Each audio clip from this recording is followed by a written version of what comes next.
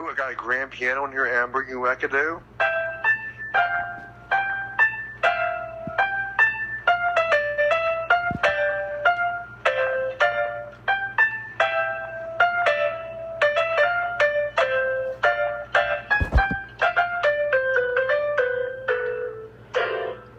Are you actually active now? Yep. Took you long enough. It took you forever, man. I was watching video.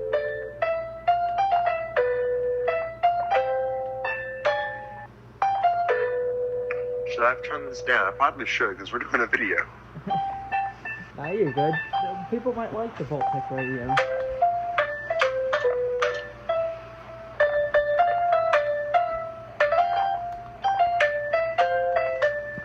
Sounds that don't work on piano. Reverse organs. What does it do? It sucks in air. That's it. It's like, no. Don't you. I like the outro button.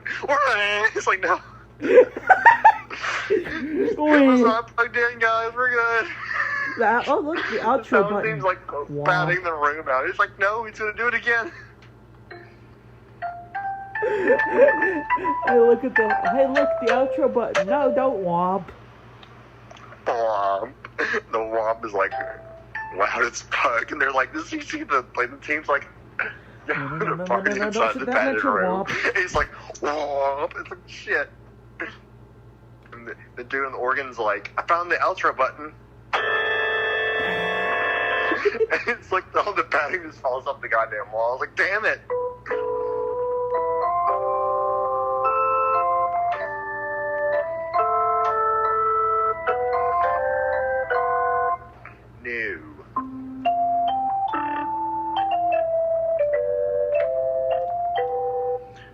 That's not irate the viewers. So what are we going to talk about today? Stop. You gotta love the stupidity of electric keyboards, bro. Yeah. But considering we're going to be spending a shit ton less time on Fallout, here's what we're going to be doing without it. I'm planning on tomorrow getting Call of Duty World War II. We're probably going to play the shit out of that, and You're right. In a few weeks, I'm going to be going on vacation anyway, so I'm not going to be playing Fallout during that either. Because I'm not even going to be doing an Xbox for any of that shit. You're right.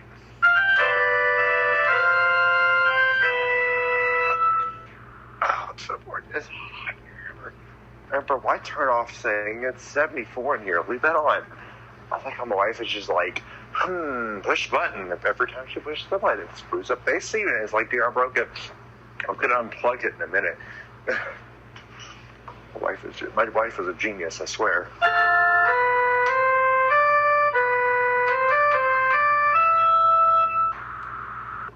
Church organ 2. This is 1.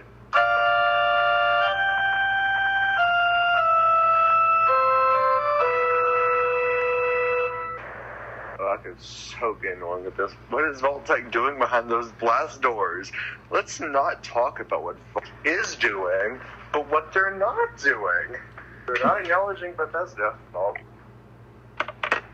It's Reclamation Day, chop chop. The game has to go on schedule. Vault-Tec's like middle finger up Vault door. Yes.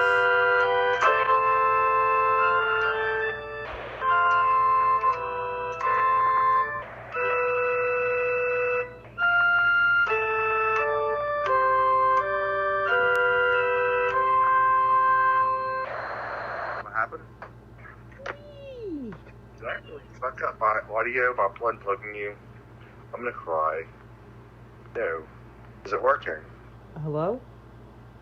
Good, I fixed it. It's just not loud enough. That's why. Okay. I was just doing a little audio check just to make sure we're doing things right. What we got to talk about? We got videos. Oh yeah. Let's talk about the fact that you almost crashed again today for picking up an item. Yeah, picking up Radaway. A fucking Radaway. It's been a Radaway. It's been bones. It's been all kinds of different bullshit that you shouldn't have nearly crashed for. I'm doing that when you're talking because I just realized how loud it is. I can't even hear anything you're saying. I'm sorry. What were we saying about Radaway? but it's been Radaway, it's been Bones, it's been a lot of stupid shit that you never even should have got booted for. You didn't get booted from the server for picking up Radaway, but you almost did. It almost happened. It doesn't matter at this point, honestly. Again, we asked them to fix this shit, and they don't fix it. So what do you do to a bad kid that don't stop shooting their pop gun in the house? You take the pop gun from them and you beat them with it. Parenting 101.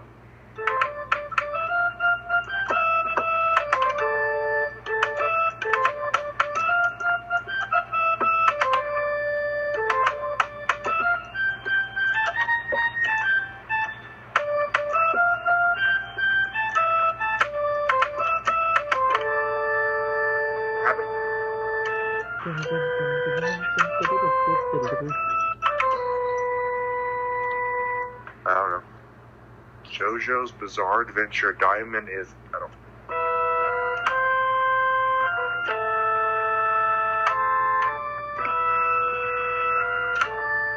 But also, I've been experiencing a lot of a few problems myself that you mentioned before that you had that problem, but I haven't been having it. Every time I go on my damn fucking weapon wheel in Fallout, it just fucks up the game. I usually end up dying because I'm trying to switch weapons in some kind of heated combat, and it fucking freezes my game for a good 5-10 minutes.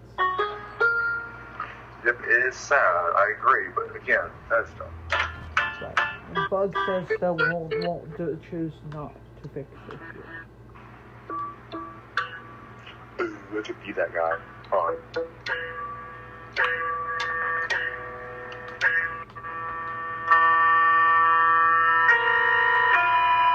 I forgot that actually gives feedback. God, my ears. I didn't even have it loud enough. I forgot that sound does that if you hold it long enough. Good boy.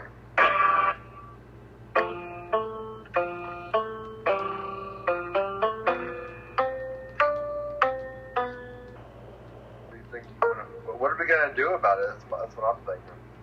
There's not a shit ton we can do. There's a lot of stuff we tried, but we kind of, like I said in the previous stream, we're kind of reliant on you guys to try and help us with this. Create like an uprising of sorts. Yeah, we need people to help us. And like I said, I'm at this point flat out willing to go storm Maryland and take down the Capitol just for Todd to go the fuck away. But ZeniMax's like, what is that out there? Oh look, it's a Fallout 4 tank. What is it doing? Oh god, it's an angry player. Oh shit, what do we do? Board the windows up and lock the doors? Okay. Want us to hole in the CEO's office windows? Like, Todd, come down here right now, damn it. We're gonna need to talk. Todd's like, not here. So out of the vehicle, we need to conversate. No. Nope. I don't want to have to atone for the sins and atrocities I've created in this game. Todd doesn't want to talk to us online. What? Okay. What would make anyone think he would want to talk to us in person? That's my point. But, like I said, you can't stop a riot. I mean, you can, but they also have a amendment right to do so on a passive way. Boycotting stuff, not liking it, or like I said, don't comment on it. Peaceful protest. Right, peaceful protesting that, if left alone and does calmly, can get fit.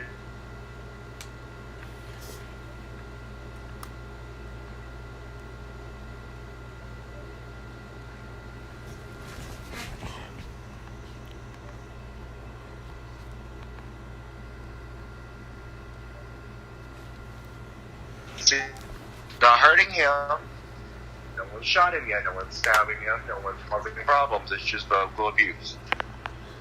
He gets that fake smile in there, and I think it'd be hilariously ironic if an angry player did actually get a tank and go visit Todd, and then end up stealing billions of dollars off of Todd, and then shutting the game down. Again, if it wasn't for me, their engine wouldn't be running for Wastelanders right now. So what do you do? I can just go call it. If I really, really want to do this, and it's very, very big if, I could have a couple audits go through and a couple checks in, checks about like people going up to sea. And I could have the whole Bethesda thing shut down. ZeniMax would be out of business. Flat out. I would laugh my ass off. Because, earbuds back in, so I got downstairs. But just think about it for a minute. You work at Bethesda in a little cubicle job, making up shit about how cool the game's going to be and how activate the hype for you to the next thing. And then a guy shows up in a suit and tie and black glasses with a clipboard and a bunch of sidearm wielding government agents. He's not real. I got lectured by a customer about going to church. He goes, "Did you go to church this morning?" "No, sir, I had to get up at 6 a.m. and fucking work." You tell him that you worship Satan? He goes, "Why did you not go to church?" "Dude, I ain't been to church in 12 years. Shut the fuck up." I quit going to church when I realized some things that they've been lying to.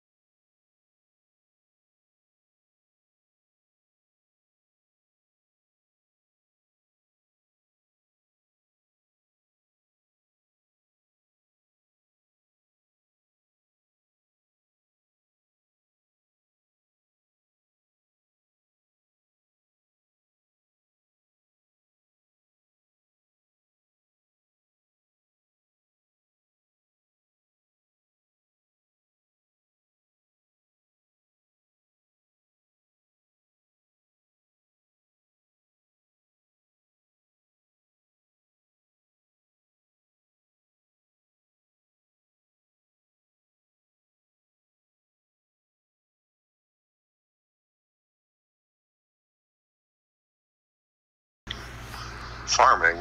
Storming Bethesda. We were talking about storming Todd. Oh yeah. Providing some sort of, I guess you'd call it in-game civil unrest, or again, making them have to pay attention. It's like I'm gonna bring this up because the Area 51 has just recently been passed, and things have already happened. I want to mention to you something that was said as a joke. They can't stop all of us. That's something that might be a little bit more in truth with Bethesda against the community. Again, these people are getting banned. Some of them are getting permanently banned. They don't even know what's going on. Some of them know what's going on and are more damn near ready to start a riot, if anything else. Right. We just need that spark. That's all we need. Once again, he's doing what you're saying. If everything's just like what you're saying, then he's just willy-nilly banning people left and right. And what's going to happen when there's like only 100 players left? They're going to be so stir crazy and afraid to do anything that they're just going to leave and go play COD or the Modern Warfare game or Fortnite or something. They'll completely ditch the game. And I think that's what he needs to see. I think he needs to get himself a wonderful, what I call what-if scenarios, and make it as real as possible.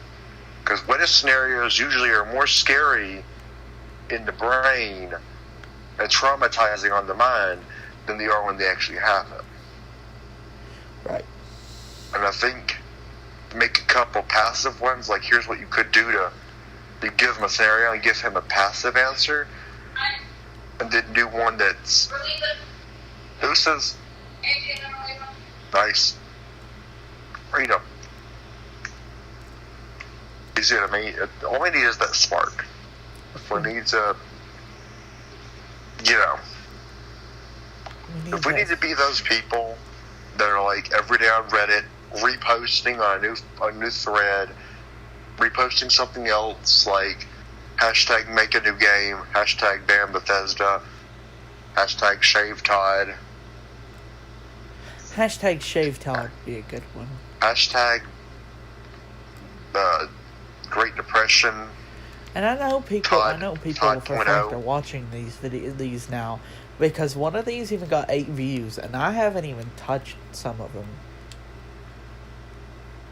People need to understand, and if people understand what's going on, and they see that's the problem with media nowadays, you know why I hate the media, but there's a difference between media that's attention and clout hungry, and they're doing it to make themselves look good as a company, and there's the media that's actually giving truth. The YouTuber, like Rifle, Inov, where like Inov gets a lot of shit right. Again, my worry is she knows people, or she's gotten people that are like submitting sources of things like dev room hunts, power armor data mining is what it's called. You go into the game's files and you look shit up. You could change so much about the game when you're in its files if you know what you're doing. And yet people are only going in there to be like, oh, look, a power armor glitch for the Brotherhood of Steel that got changed in the files that it didn't have it before. The one I told you that was made for you, the helicopter thing. Yeah, now it's got the Brotherhood of Steel logo, and they took that too.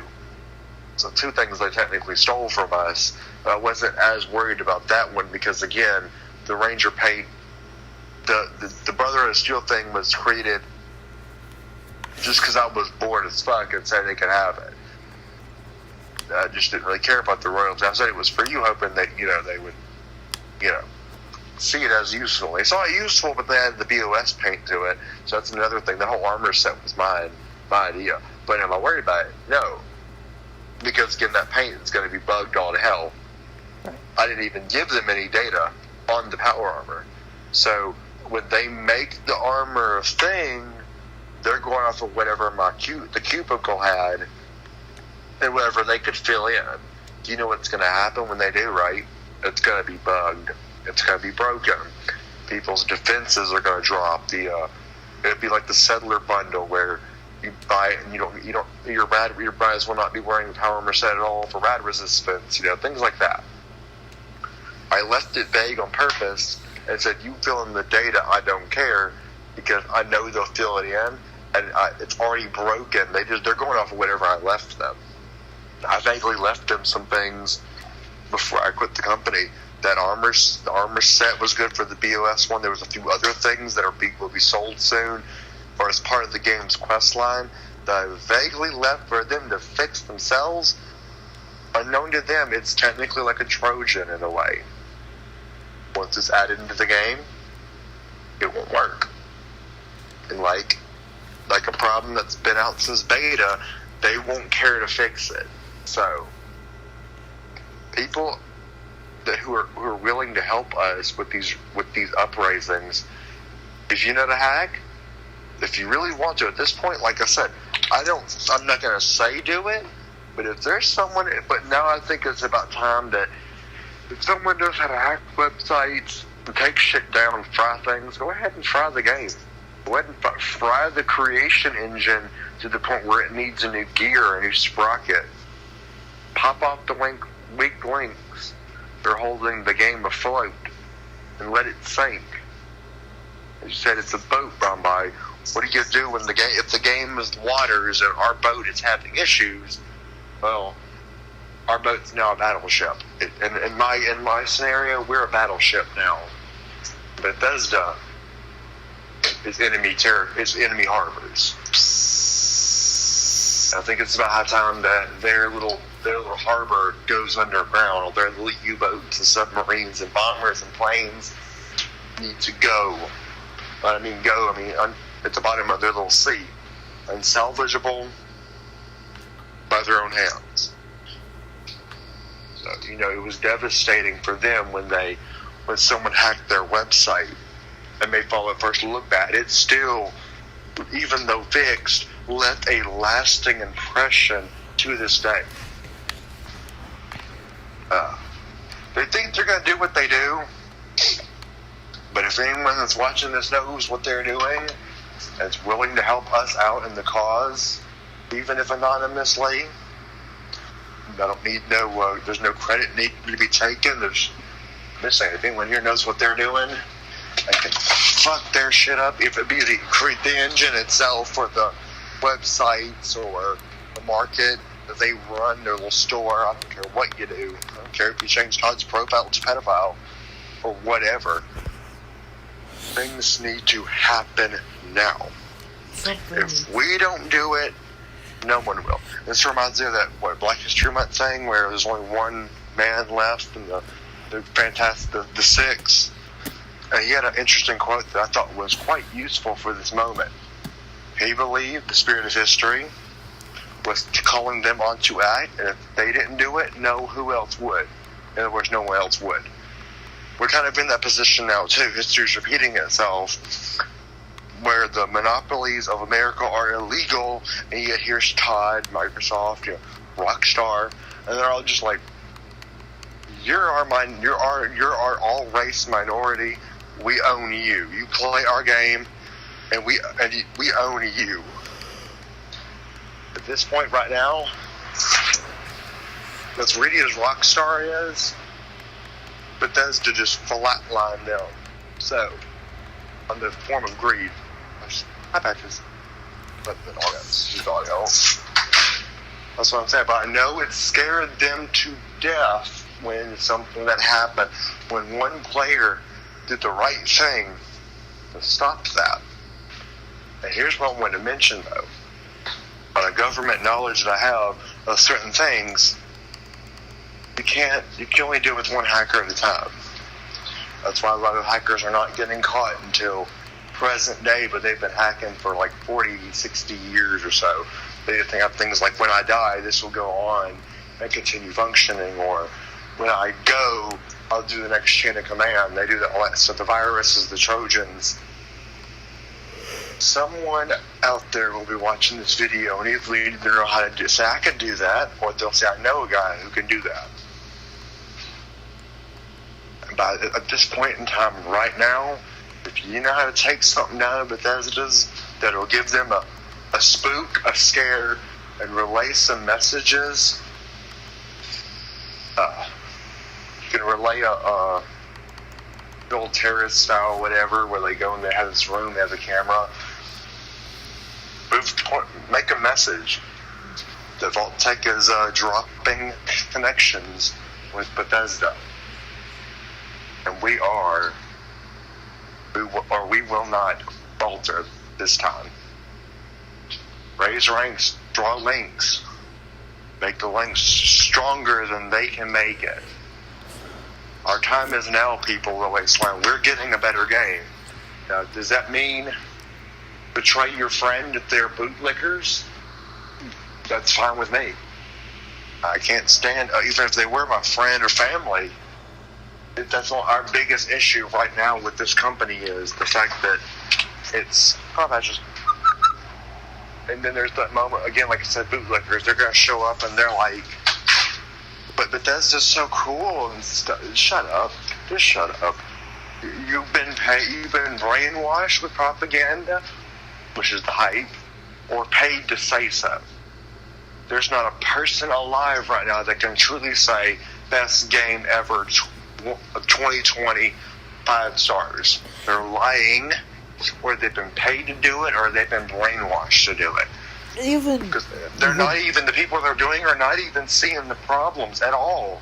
They push it out of their brain. They got the video I showed you, a little video run by where the science experiment where they're paid $1 or $20 to tell the next guy who is unknowingly at the time a worker in the experiment to say this is the coolest thing ever. Bethesda is doing that with the people, and then making the hype. Matt Pat ran a thing on that, and I looked into that shit. Bethesda's doing that right now.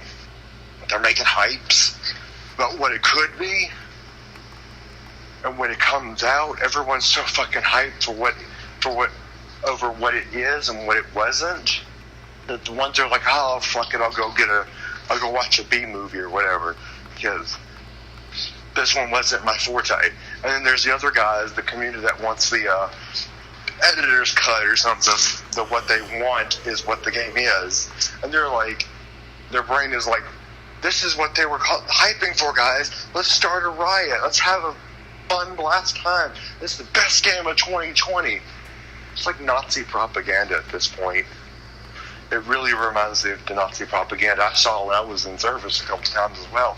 I mean, just because Hitler's dead doesn't mean there's people that don't do spin-offs of him. People spin off cults all the time, and people sure as hell some people believe they're Jesus at this point. And there's a bunch of people that believe that they're Hitler reincarnate. The whole group is like Hitler. They believe they're a piece of Hitler's soul, and they still do propaganda. Todd reminds me of one of those guys. I encountered them in I can't remember. It's a small city in the Arabic cities of Iraq. They spoke German, but they were native to that country. Speaking German by night and Arabic during the day.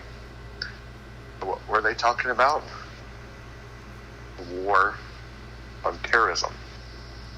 And here goes Todd sitting here like, make the hype through the fucking roof. And when it's through the roof, go push it up and up and up until it releases.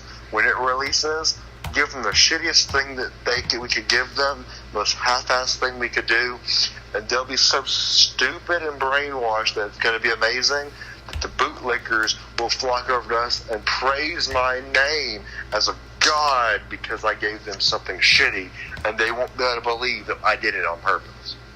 He is pulling his company off like a cult. And, you know, if this was a religious thing, it'd be completely different. Because people don't like cults, but people don't like religion either.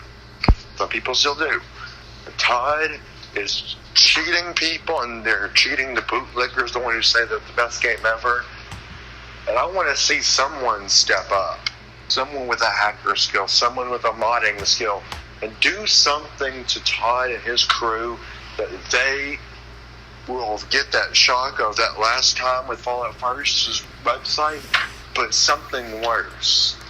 A blow to their little tower of hatred that they can't recover from, and if they do, it still lasts a burning insignia of impression for years to come.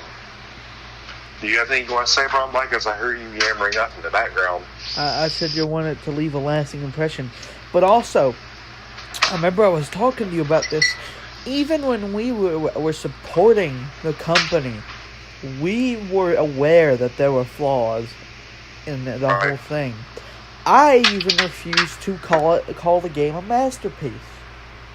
It's not a masterpiece. No game is a masterpiece.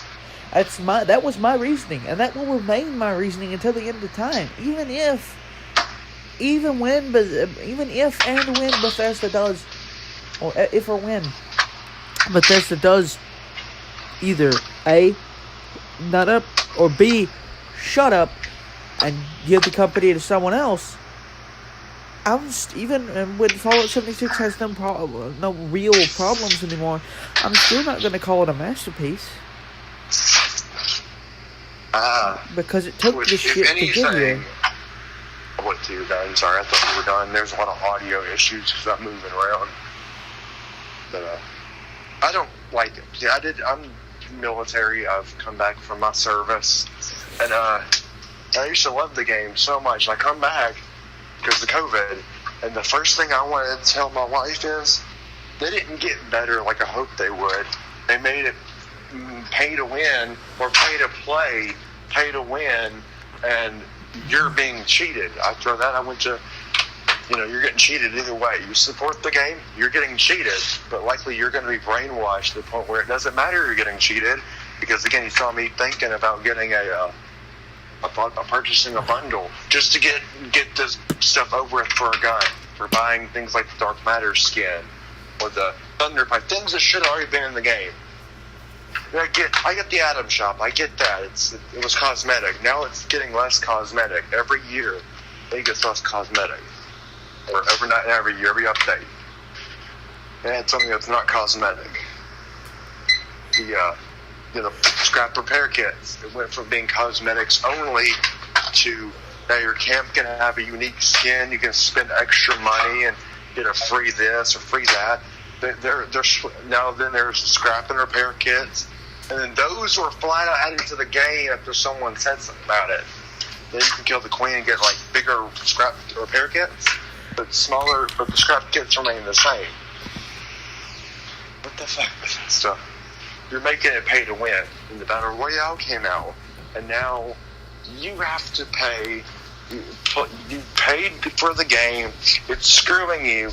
And now if you want to hunt for more lore, or again, if you like the Enclave, you have to get good and play Nuclear Winter, the Fallout ripoff of Fortnite and PUBG and other games, to get Hellfire armor, or those who work their asses off to get close to getting the Vault 94 raid over and get themselves some armor.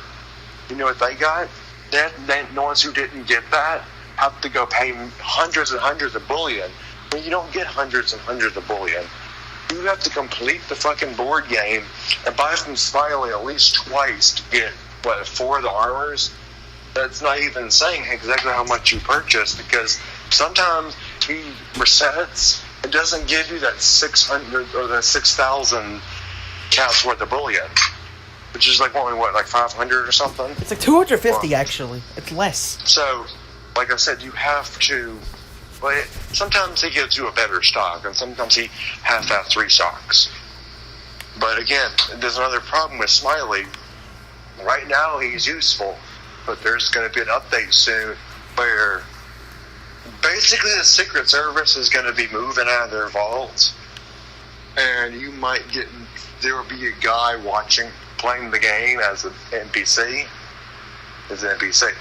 And long story short, he's there to catch you, and you lose stuff if you buy from Smiley. And the NPC waits to tell you what I've been telling you. If Smiley's forging shit, then no one is that so patriotic that down to his underwear and bullets or American flag painted. It's not a thing, man. His boots, his hat, everything down his underwear is American flag. He's trying too hard, and they're catching them on being communism. There's a whole thing on that. And anyone who bought bullion from him, lo and behold, guess what? Gets in trouble. Now, is it a ban wave? Not yet. It's more if the NPCs are going to punish you with something like, because you decided to buy forged bullion from this dude, well, now all the prices you've been paying for the armors and the guns and shit you can get from us, they're going to go through the roof. We're going to pull the inflation card. The Great Depression 2.0 is going to be because of Todd. He's going to make people have to, then he's going to okay, and then after that, right after that, Bromby, when the game prices are campaigned to do so in a lore way, Todd's going to say, hey, spend a couple $100 a year with your, and then do the same thing with your Fallout First subscription, and we'll lower you'll get the X amount of bullion for $100, and get the thing for a year, so it'll give you atoms. And then you get the bullion on the side because you spend $100 a year or a month. Even if you're super lucky, they'll give you these weird options that are completely retarded in prices, like $100 a month, $200, $300 a year, or something like that. And they give you bullion that's considered legit, and then the NPCs will leave you alone, and they'll drop the prices to regular. But then when the subscription runs out, what are they gonna do? Oh, look, you're gonna have to. You can grind it for it legally, but the NPCs are gonna make the price high because, because you use Smiley, a thing the company put in the game to screw you over. Everything that they've been putting in these games, Brother to Steel, all this shit, in some shape, form, or fashion, will be there to screw you over. In any shape, form, or fashion they can. Some of it won't be apparent until later. Clover did mention after all she had a vision of the Brotherhood of Steel causing another ripple in the ban wave that's going to cause players to flat out hate Bethesda a little bit more than they suppose they already do. The bootlickers are going to get rewarded for being bootlickers during that event as well. She said that flat out this morning. The people that are going to be, oh, Bethesda's so godlike, oh my gosh, y'all just can't get good, they're going to get rewarded flat out. While people like us that are trying to be, real here, and then even then some may have a little bit of hope for Bethesda, we're getting bans. Where they go and or they'll do something that's go in and wipe your account of a certain item. They flat out blamed it on Shush or whatever, the dude that, or Jersey Boy or whatever, who went into the Enclave bunker, presidential suite, the clipping. They blamed that flat out on him, that the fact that their game wasn't ready enough to release such a thing. They blamed it on him after a little bit of time. It started being, our game wasn't ready for that, for Wastelander. That was supposed to be a Wastelanders thing. But then, when they're like, we can get more money by blaming it on a YouTuber. And then they know it's not in the game at all. You will never, it'll be years. Enclave is going to have to come back to the game flat out for you to even get close to that spot. And even then, it's not going to open. You see what I mean? You understand my point? We've been waiting for years. Have we been waiting for years to get into that fucking thing? Yes. It's been since the thing opened, the game opened. It was officially made alpha. That was a thing. And he got suppressed because he wanted to be curious. I used to dislike players like that, because why can't you just wait moment? I started working for them, and I see why. I see why. I see why people who are skeptical about things I said. They're outrageous and they're so vague. I said Coca-Cola Cranberry was going to exist, and Converter was a thing. And some things happen. Now they're going to not be a thing. One of them isn't always. The new interface is going to be okay for the bootleggers or for modders to get a new glitch in again, because they're going to, as a mod or something, a glitch or whatever, you can go in and perform while in the ammo converter, and they're not going to fix it flat out, because again, they only fix things that didn't get enough people banned. They're going to start basically banning you if you don't make the company enough profit, in a way. If you participated in a ban thing that they created to get you banned, you're safe until you get on the game the next day, and then there's a new challenger away.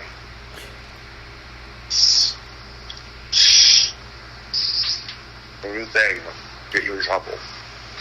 I mean, I don't know you, Wasteland, but I don't like getting on a video game that I used to enjoy so much, only to come back and have one of those, you've been set up to fail, let's see if you can try to get around that. I don't like games that do that, where they'll say, oh, we're not doing that, and they'll put their fingers behind their backs and cross their fingers, and say, we're going to be the best company you'll ever hope for. Now we're going to be good, and nothing wrong is going to go happen. And then the other will like, yeah, I'll still be bad. They'll go, I'm bored. Let's go fuck someone else's gameplay up. And then ban them when they don't like it.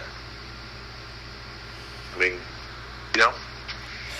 So it's a you're being set up to fail scenario. A lot of players are praising Todd for those scenarios.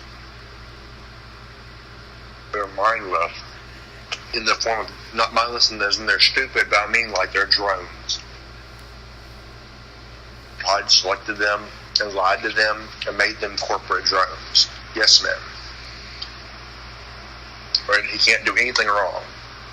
So no. I think that's they're getting a benefit of some sort. If they hadn't already, they'll get it soon. I feel they're trying to turn all their players into yes men. Like, because you're more likely to get a yes man to shoot himself in the foot than you are when your other workers are down low on the scale.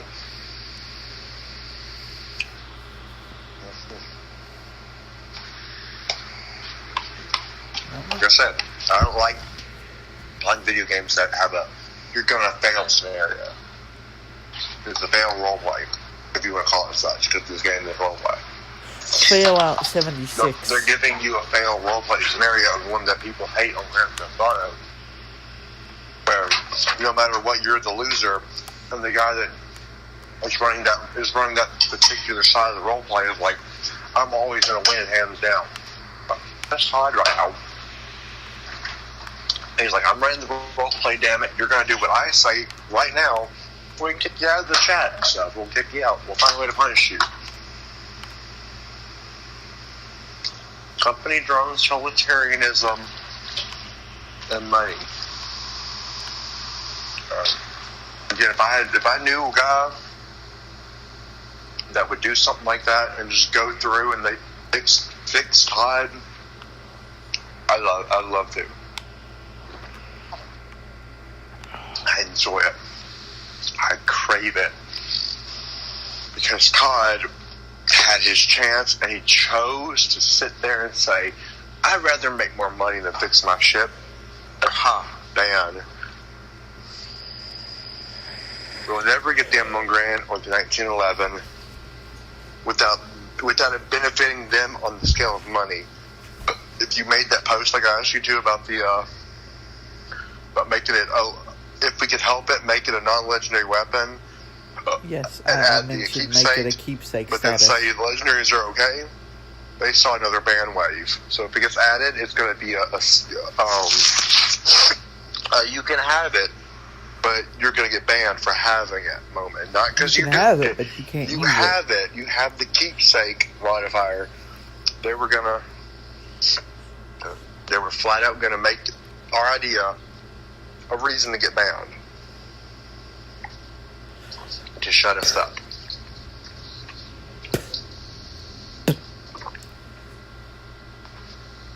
The Ching would sound like cash, from what I've been seeing. And he goes, and every time you Ching use the gun, you're racking up a point system of how bad your ban will be, how long, in the amount of days. Every time you get a gun, it starts out at 5. When you find the gun, legendary or not, you add another when you make it your keepsake. Every time it ching, ching, ching, every time it clings off, add a day you're banned. You know, you don't know it yet, but that's what they're doing. And then as soon as the dupe activates on their end, where people can find out, oh, hey, if I do this, I can do this.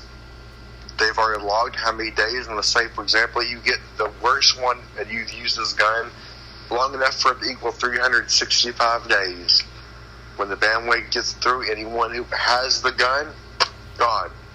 And they're fully aware of who is a bootlicker and who's not. The bootlickers will continue playing. While simple people like us are just finding the gun. and getting in trouble for it. You know, one does not make a bad game like this and do the things that they're doing, which is nothing.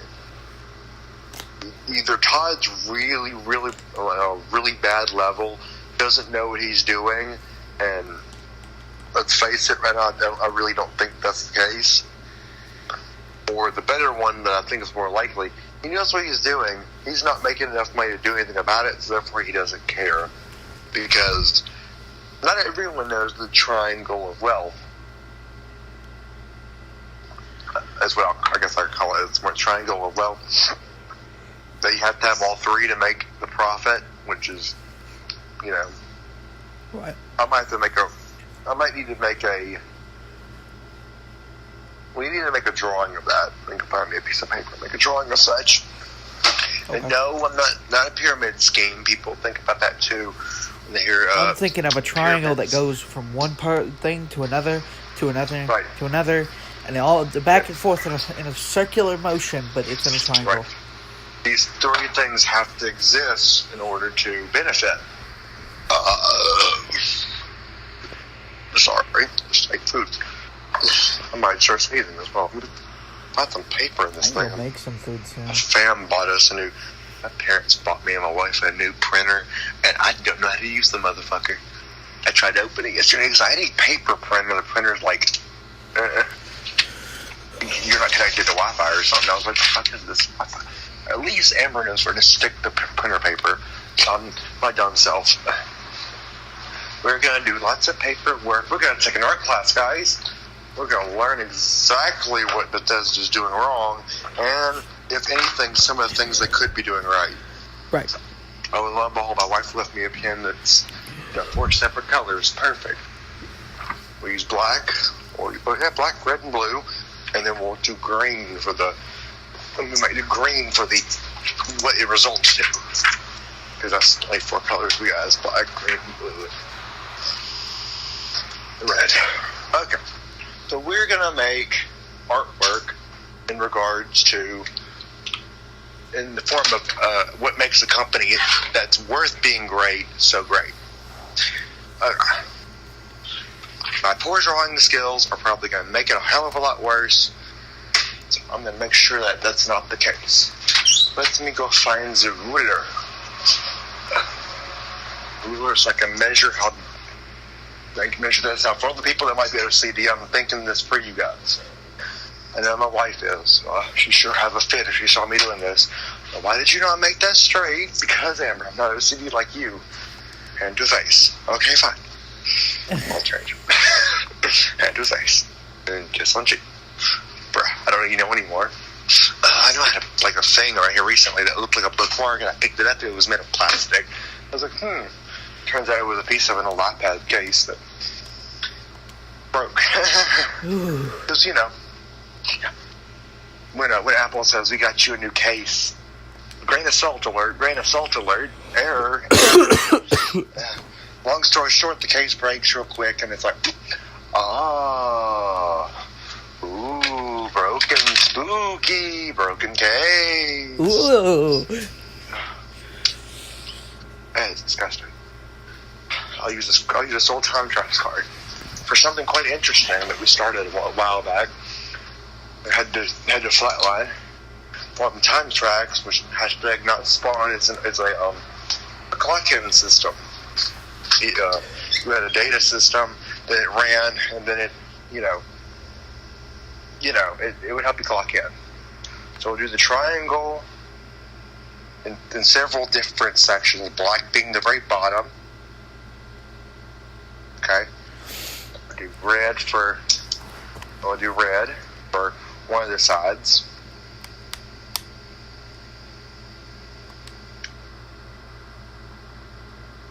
And we'll do blue for the final side.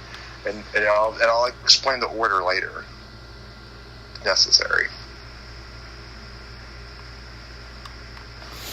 These should explain exactly why Todd's not doing his job. Okay. So let's do my request a thing, and I'll rotate this. Ignore my feet for a minute. So here we have the black side the red side and the blue side. We'll make red working games. And working could be anything.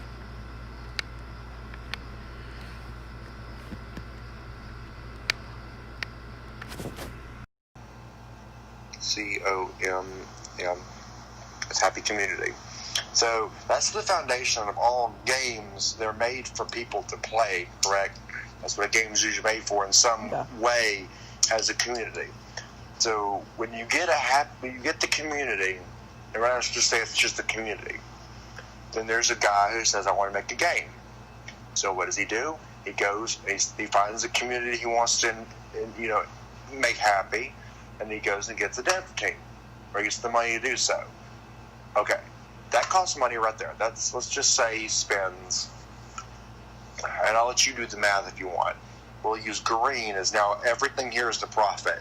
We'll just say that the community is wanting there's a community out there that wants a Fallout Wasteland style that's done, and let's just say Fallout 76 isn't here yet. So Todd gets the devs, and he calls ZeniMax up when they finally let him in and says, give me like $20,000 for the dev team to do their job. They make a game. Okay? And from that $20, they get a working game in about $5K. And in $5K, sorry for my weird art design, just kind of, for $5K, they make the working game. Well, that's minus off the 20, okay, you get what I'm saying? Yep. And then but at that point, there's like a little bar. Imagine a bar graph in a way. You got this little, get the time tracks back out. Well, I'll make a bar, a little square box involving how this profit will likely be distributed amongst the company in the form of, like, we'll call it a VAT, a profit VAT. Okay. Here's my really, I'm using the time tracks card as I'm very sneaky. Imagine this as a profit bar, with 20K being at the top and zeros at the bottom.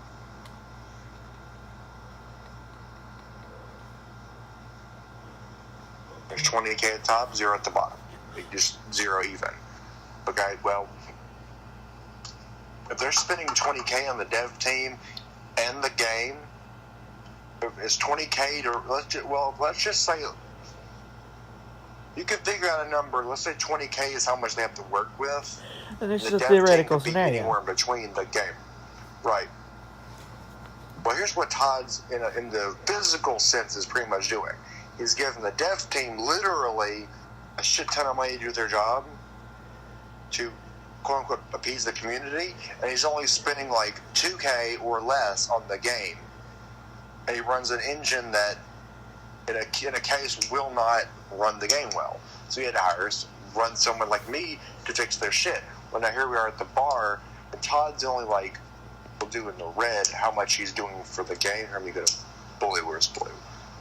Here we go. We're at 0 right now. Todd says, make 76. He goes, we'll say, from here is the dev team, this line. So we're going to go. It's blue, by the way. This is the dev team and what they're doing. That's 0 to like 5. Okay? Then he says, okay, dev team, you got like a bag load of money from ZeniMax. We got to please them and the community on something that's mediocre but doable. So what does the dev team say do? Let's make a Fallout game because we already kind of took everything else and reskinned it. And then they go, maybe right here. So we'll just say that's on this 10 right here in the middle. It's 15. That team's like, let's add $15 to that thing right here. I'm going to cross it to make it more noticeable. That's the 15 right here. It's 15. That's in like amount of effort they're putting in it. Okay. Well, not the amount of effort, but the amount of like extra they're adding to the game. Okay. Well, at least whatever's left over for the community. And the community gets out, and there's like, I can't make a pie chart. But imagine a pie chart that's not split 50-50, where it's like 60-10. The 60% are the people who say up to 20% of half-assed. So in a nutshell, he's really doing, it's 4,000 of the dev team. Want to do the math on there, Brian? But you could probably get what's going on. This is the subtracting it, by the way. Right. You're minusing 4K from each. So 20K minus 8, and then you get, minus 8, that would be 12,000, and minus 4K, that would be 8,000. So you got 12, right, you're right. That's what I said, 12. What do you do with the extra K, then? So that's our math so far. So what do you got to do with the extra K, right? Todd's like, well, let's work on something that doesn't involve Fallout. And they take it over to something like Skyrim. We'll call it Skyrim. We'll make this weird an F for Skyrim. And the Skyrim is doing, like, its peak already. And they're like, no, you stay away from me. It's like, well, we own you, so whatever's left over from that 12K is going right to Skyrim. And the community is like, cool, new updates. Well, Fallout's like, do you even care anymore, Todd? And Todd's like, yeah, sure. Well, they'll win an update. And updates are not expensive, Brahma. They're hundreds of thousands of dollars. But let's just say the creation engine costs, I'm going to flip the page over. Just remember that triangle. Let's say the creation engine costs, in a nutshell, let's say for the Brotherhood of Steel update, it'll require, it'll jack all the energy prices up through the roof. And just for shits and giggles, let's say it costs $80,000. Just for shits and giggles to run the creation engine for the Brotherhood of Steel update.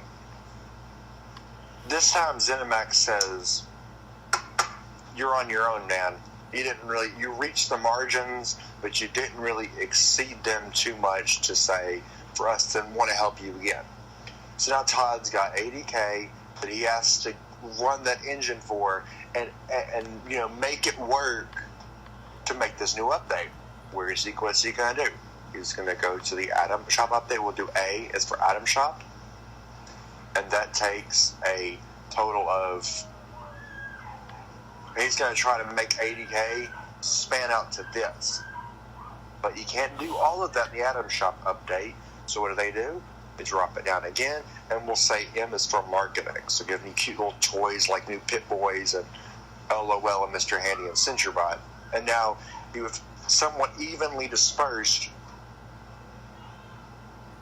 40K each, yes, 40K. It would be about 80K within itself, correct? Yeah. Here's so Atom, A is for Atom Shop, they'll spend to run that update as minimum as they can and not kill the engine, but get that money in, 40K. And then there's that one guy that's like, deal, I'm going to spend all of my money here. There's a lot of people that do that. They give this like 5 stars. 5S being the 5 being the star, and then black as the star is, say 5 stars. There's always that one guy that's like 5 stars, best Atom Shop update ever. Don't even care how much. And there's the guy in marketing like Rifle, do R like RG for Rifle Gaming, or you. I'm going to do it I'm going to spell it wrong on purpose because, again, it's YouTube. So we'll say YouTube, and then we're like right here. YouTuber. There we go. I'm spelling it wrong on purpose. Just Rifle's really good at this. They call Rifle up and say, hey, we need to get like 40K in marketing. Can you do us a favor if we send you a toy for free? Can you make a YouTube channel or YouTube video about our marketing? And Rifle's like, yes, going for it. Then they all of a sudden, instead of making 40, they make 60K because Rifle's is the big cheese right now with them. So now you take 60 and then the 40 out of 80. Like you add these two together, and then you take, I guess you'd add those together then. The 80K is the grand total, but now they went from making 40K to 60K, and then they made a little bit extra on the item shop. Right. Oh, out of 80. So it's 80. I guess. Make money for people. I guess you'd minus that though. You'd add that though. You'd add 60 and the 40 to get 100K. So now would we? I guess in this case, we were subtracting it 180K for, like, let's say the bug cost minus 10 per bug. Well, let's say the bug just happens to go minus 10, minus 10, minus 10. That's 30K. So let's just do, so it's 180 minus 30K. Or $30. That's just $30 even. Okay. That's 180K minus $30 even. Okay? So that's 150. Yeah. 150. Okay. But those bugs didn't fix. But Todd's like, we can't keep getting 150 at the end of our stuff. We need to stop doing that. We need to tell them there's nothing. We need to tell them that this is not here and this right here is okay. There's nothing wrong with our game. Thus comes back into corporate drones, which comes back to here. The dev team is getting Porsches and Rolex watches. The community is now a 50-50 shot. Most of them are drones, and the ones that aren't drones are like, what is fuck do? And the game is now dropping in prices. But to Todd, everything is totally checking out A-OK, you know, everything, all the way down the list.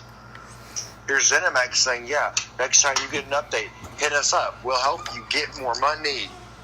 And just repeat that cycle again, putting the least amount of profit into the game, leaving the rest undone. The devs are good devs, but the triangle is just to represent how it's supposed to be. And they're putting bare minimum effort in everything. And it goes back again. They repeat that same procedure for a whole year. And you wonder why they're not doing anything. You repeat the same procedure every year, and then they don't like this, and they want to keep it that. And then let's say next year they do like $200,000 after maybe 2 years of gameplay and a shit ton of big updates later, and here we are still getting jack shit in return of good games and good gaming, and a lot of us are leaving. But the company drones are still like, hey, we can push 180K turns to 200K, and then let's say about Christmas time rolls around when it's time for the season of giving, and Todd's like, you drones have been doing your job so well that because you stayed, you get a new outfit that's a suit and tie and says you stuck with us forever, or you stuck with us longer than the other shitwads that we give a Mountaineers Scout to. They were just pushovers. Because you made us $600,000 by Christmas, we're going to give you a little gift card or something.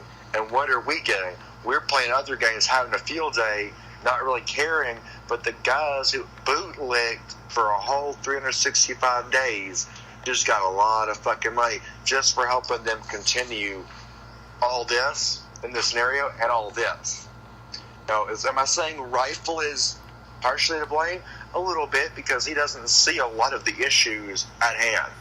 Yeah, he admits some of them exist, but does he acknowledge and say this game has a lot of problems, but here's how it can be fixed like we're doing? No.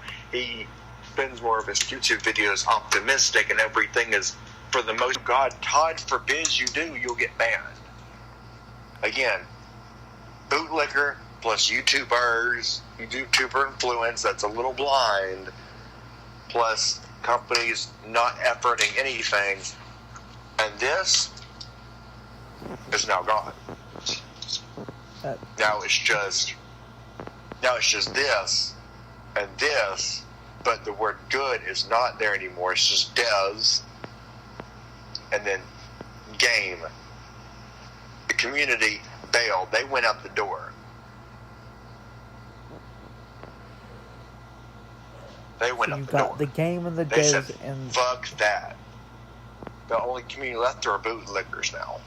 Now they're bootlickers. But the real community saw a door right here, and they said, fuck yes. And they're playing Modern Warfare, a game that can on par compete and level Bethesda, because they were sick of being part of a triangle that was only devs, game, and nothing getting done on the triangle part. So what does this all mean for Todd?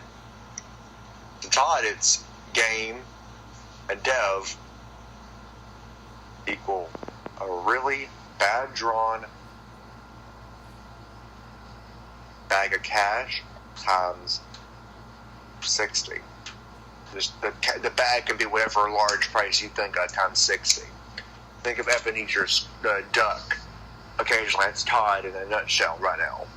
There's devs and game. It goes from being good devs to working game to game and devs. Plus, now instead of community, it's happy bootlickers 600 times over, or 60 to 600 times over. And Scrooge McDuck I don't see a levels of reason money. to fixing what's not broken, is what I hear a lot of people saying to the game.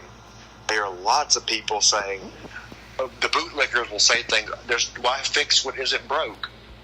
Because, again, and I hope you got all of that as paperwork to show the game. I got a lot of it as video, but it cut off a little bit sometimes.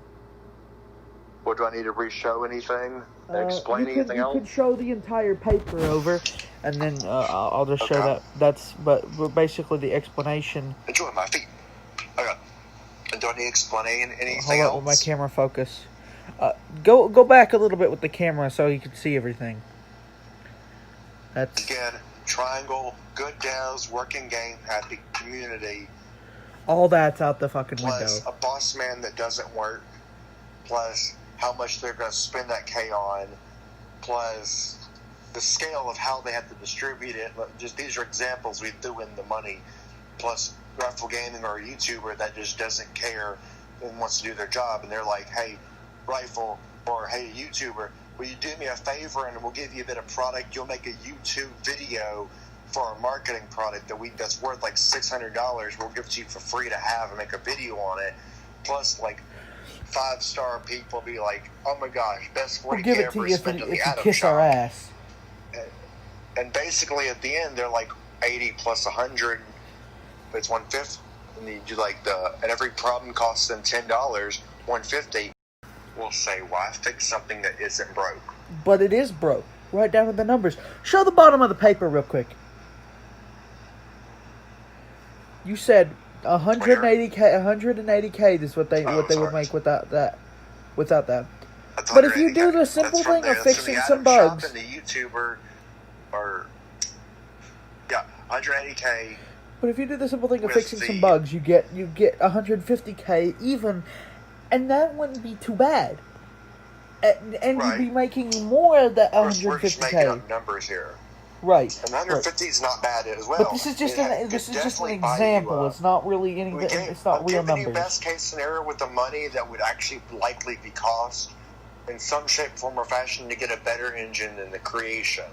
And about what I say, 200K or so by Christmas. Todd could definitely run all of his games on their own engine without getting upgrades or merging anything. He could likely buy at least 2 new engines to run all of his games in bulk. All the Fallout's in one engine, hold the Fallout engine, for example, and run the Doom engine would be a new engine for Bethesda, and put all their new games and the games they're going to get on the second engine, and they'll be fine. But again, the whole process leads back to a triangle. Working game, good and active devs that don't say, hey, make sure it's not your fault before you message us again, and a community that genuinely feels happy and with acknowledgement of some issues, and the company works to help fix those issues as they arise and keep the game working. It'll keep going, and then you'll actually have legit profit. But if you have devs, game, and the community leaving, this goes up through the roof like normal because they just replace the community by banning them or whatever, finding a bunch of bootlickers, and that might be 60, 100, 1,000. Like I said, you fill in the amount of money that you see is outrageously high.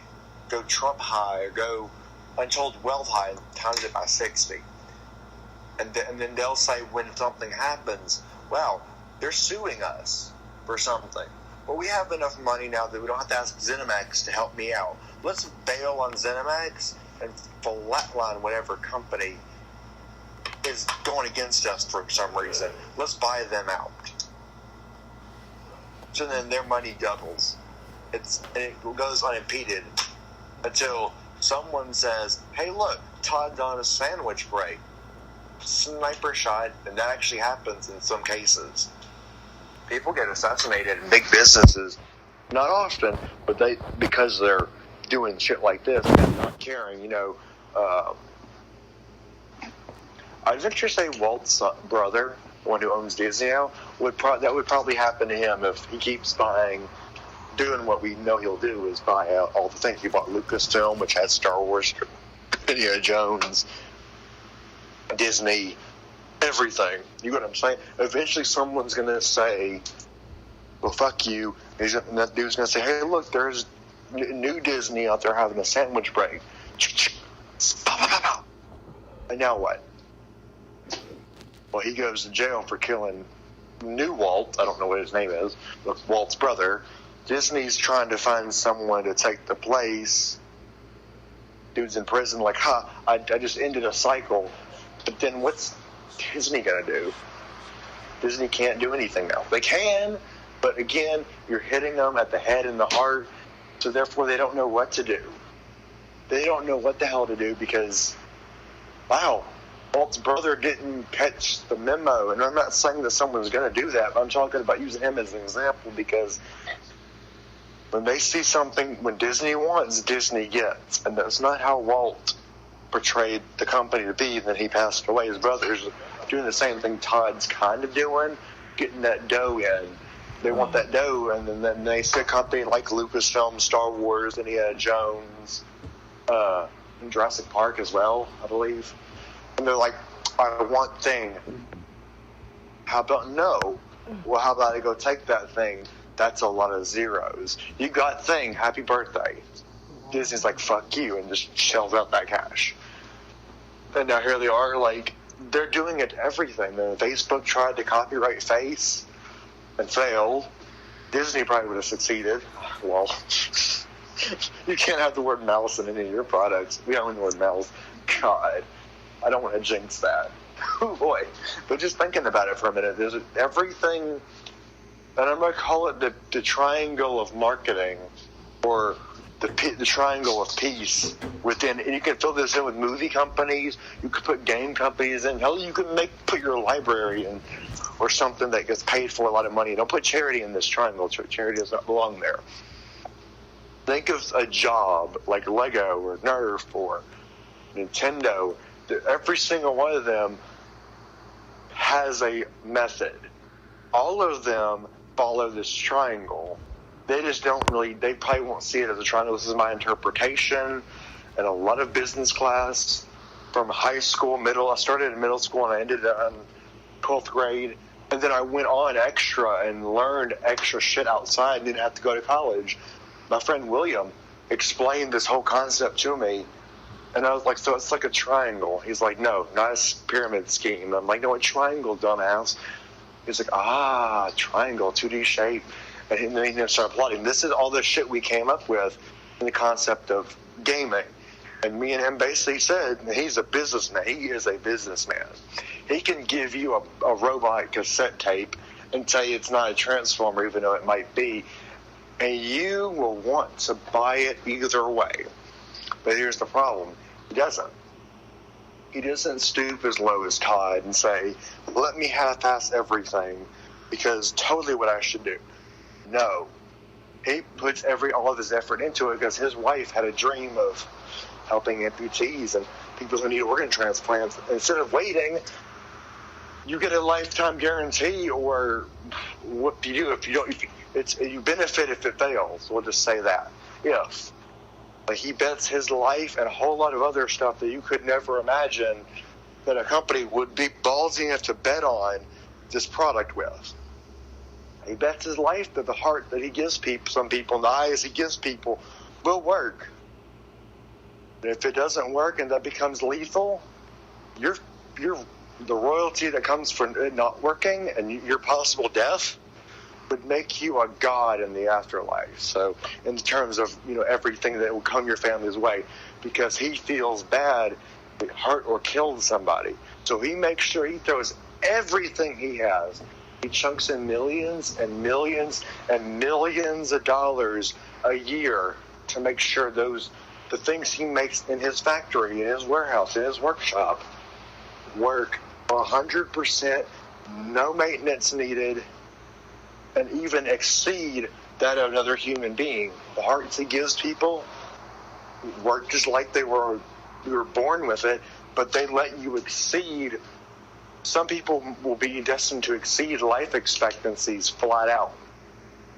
We were talking about it, the hearts he made for some people who were having bad heart attacks and shit. He says they could live to be 400, 500 years old if they take care of the rest of their body. If they do that, the heart that's in their body will allow them to live to be at least 400. He showed me a bunch of numbers on a chalkboard, and everything checked out. Because you know how old people get, Bromby? Some of them get fat, and they're like, oh, it's time for me to retire. They start going out and they run, they do things. You see some old men running off 4K runs, not even breaking a sweat, or climbing Mount Everest, not breaking a sweat, or doing things the young kids would be dreaming about doing and not being bothered, men and women alike. And we're sitting here like, damn, I wish I could do that. You can. But the difference here is they don't have to do a lot. They're doing the thing that we wish, that we being the individuals who don't do it, that I wish I could do. I wish I could be damn near 100 years old, pumping hundreds on each side of iron an hour and being buff as fuck. I wish you can. Just take care of your goddamn body. I mean, if you get one of William's hearts, or even then some other things, he has one thing he won't give you a new of is things you can't have. A new soul, a new brain. He will not be able to do anything reproductive. So you can't have a new pair of nuts. Sorry, guys. If you've been castricized, you're kind of screwed. But he can give you a new heart. He can give you new lungs. He can give you new kidneys. He'll even do all the way down to your skeletal structure. For example, if you broke your bones too many times, the doctor's like, yeah, that's not going to be, no amount of surgery can fix that problem. The ones that go into they're stunt dummies or doubles. Call them dummies because they're just, they kind of limp. And you know who I'm talking about. The ones who would basically get amputations after 100 or almost 100 years, 80 years or so of being stunt double, and they're doing things that would kill the other guy. They're made if Evel Knievel lived in this time frame, he would have never suffered. He would only suffered once from one of his traumatic accidents, and he would have never suffered again. Because William would have gave him basically a brand new body. His brain's going to say, I'm going to take this body on a joyride. And then Evel Knievel would still be kicking to this day, doing shit that we would call suicidal at this point, jumping out of parachutes without, airplanes without parachutes. Don't jump out of your parachute, people. It's not safe. He'd be doing things that we'd be like, damn, he's ape shit crazy. But because William's products don't fail, there are people we know of, that I know of. I know of one guy served alongside who said, you're William's friend, aren't you? Yeah. When you get back home, tell him thank you for the legs. William got him a new pair of legs because he did an IED or something. Hit an IED, blew his legs off, and killed a lot of shit. When he got his new legs, he walks over fucking landmines. The legs literally shield him from the explosions and shrapnel. They actually have shield plating that will do new gadget shit. So he has a blast shield that comes from his legs. His legs are basically anchored in a way, the way the new legs are, that he can surpass several IDs. Now, is he immortal? No.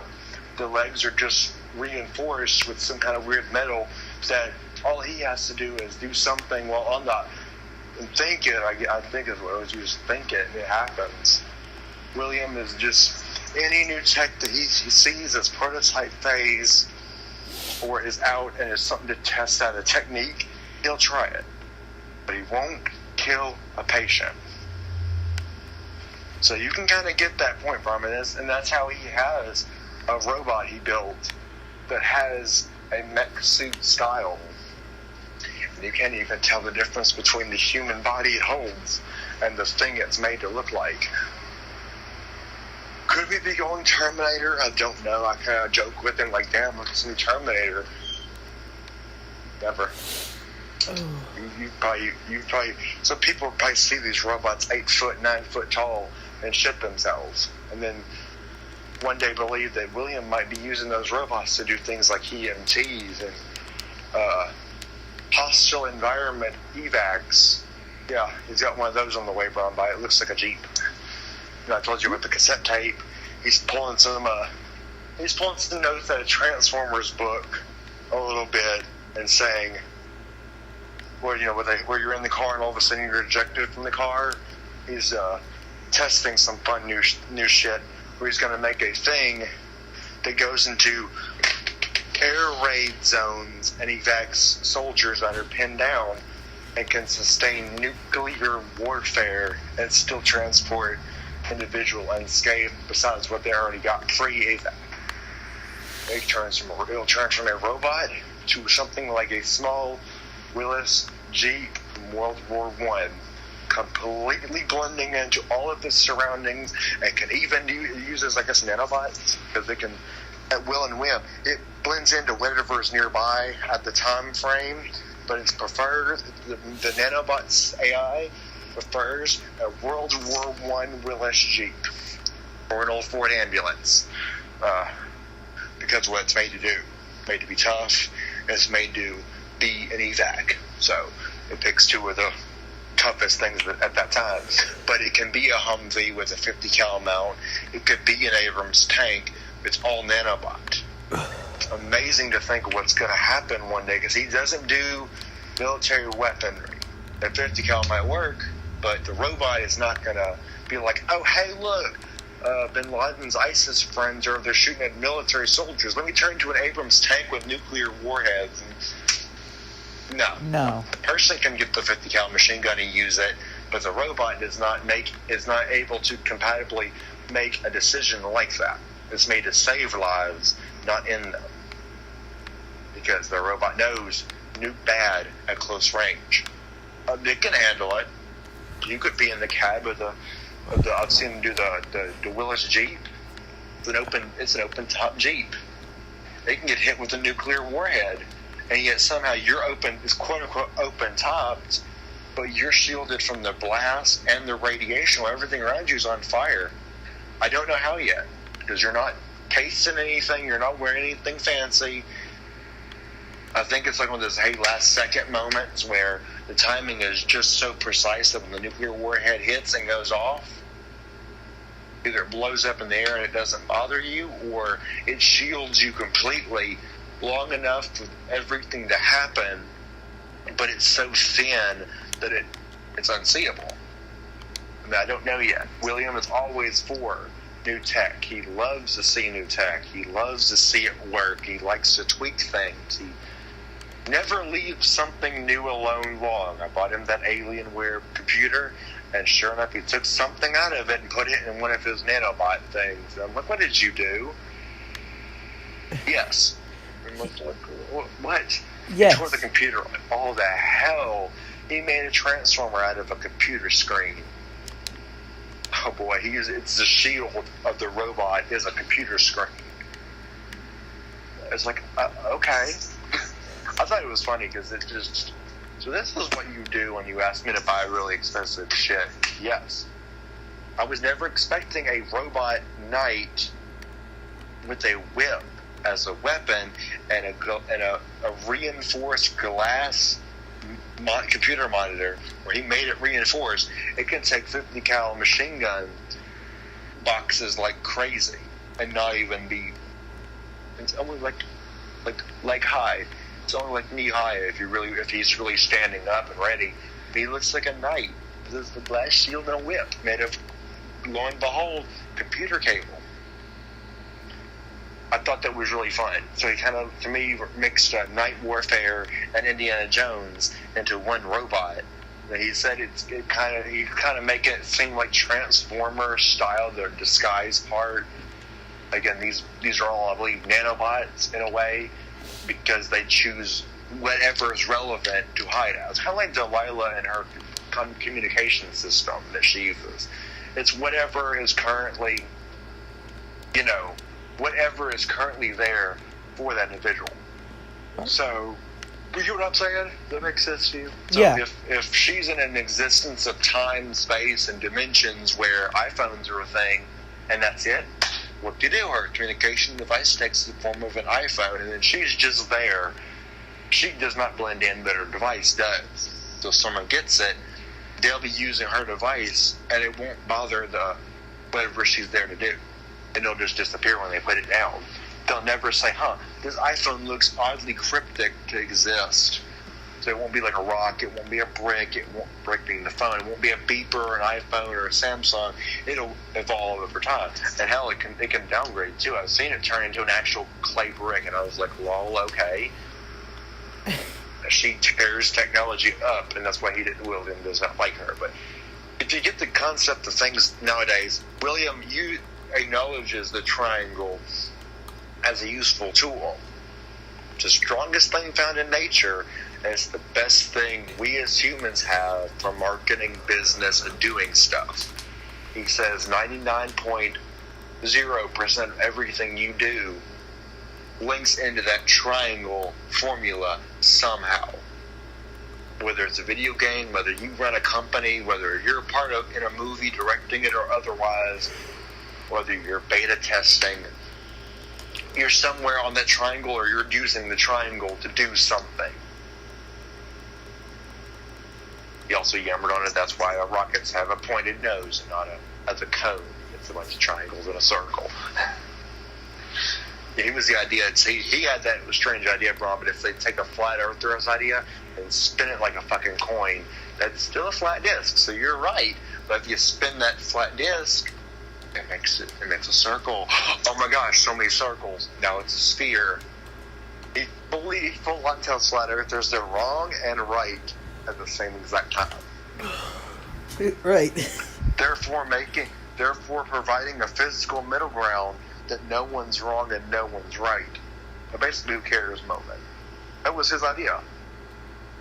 He said, you're a flat earther, right? Yes. You have a coin? Yes. Bling. He puts his finger on it, flings it, and spins it.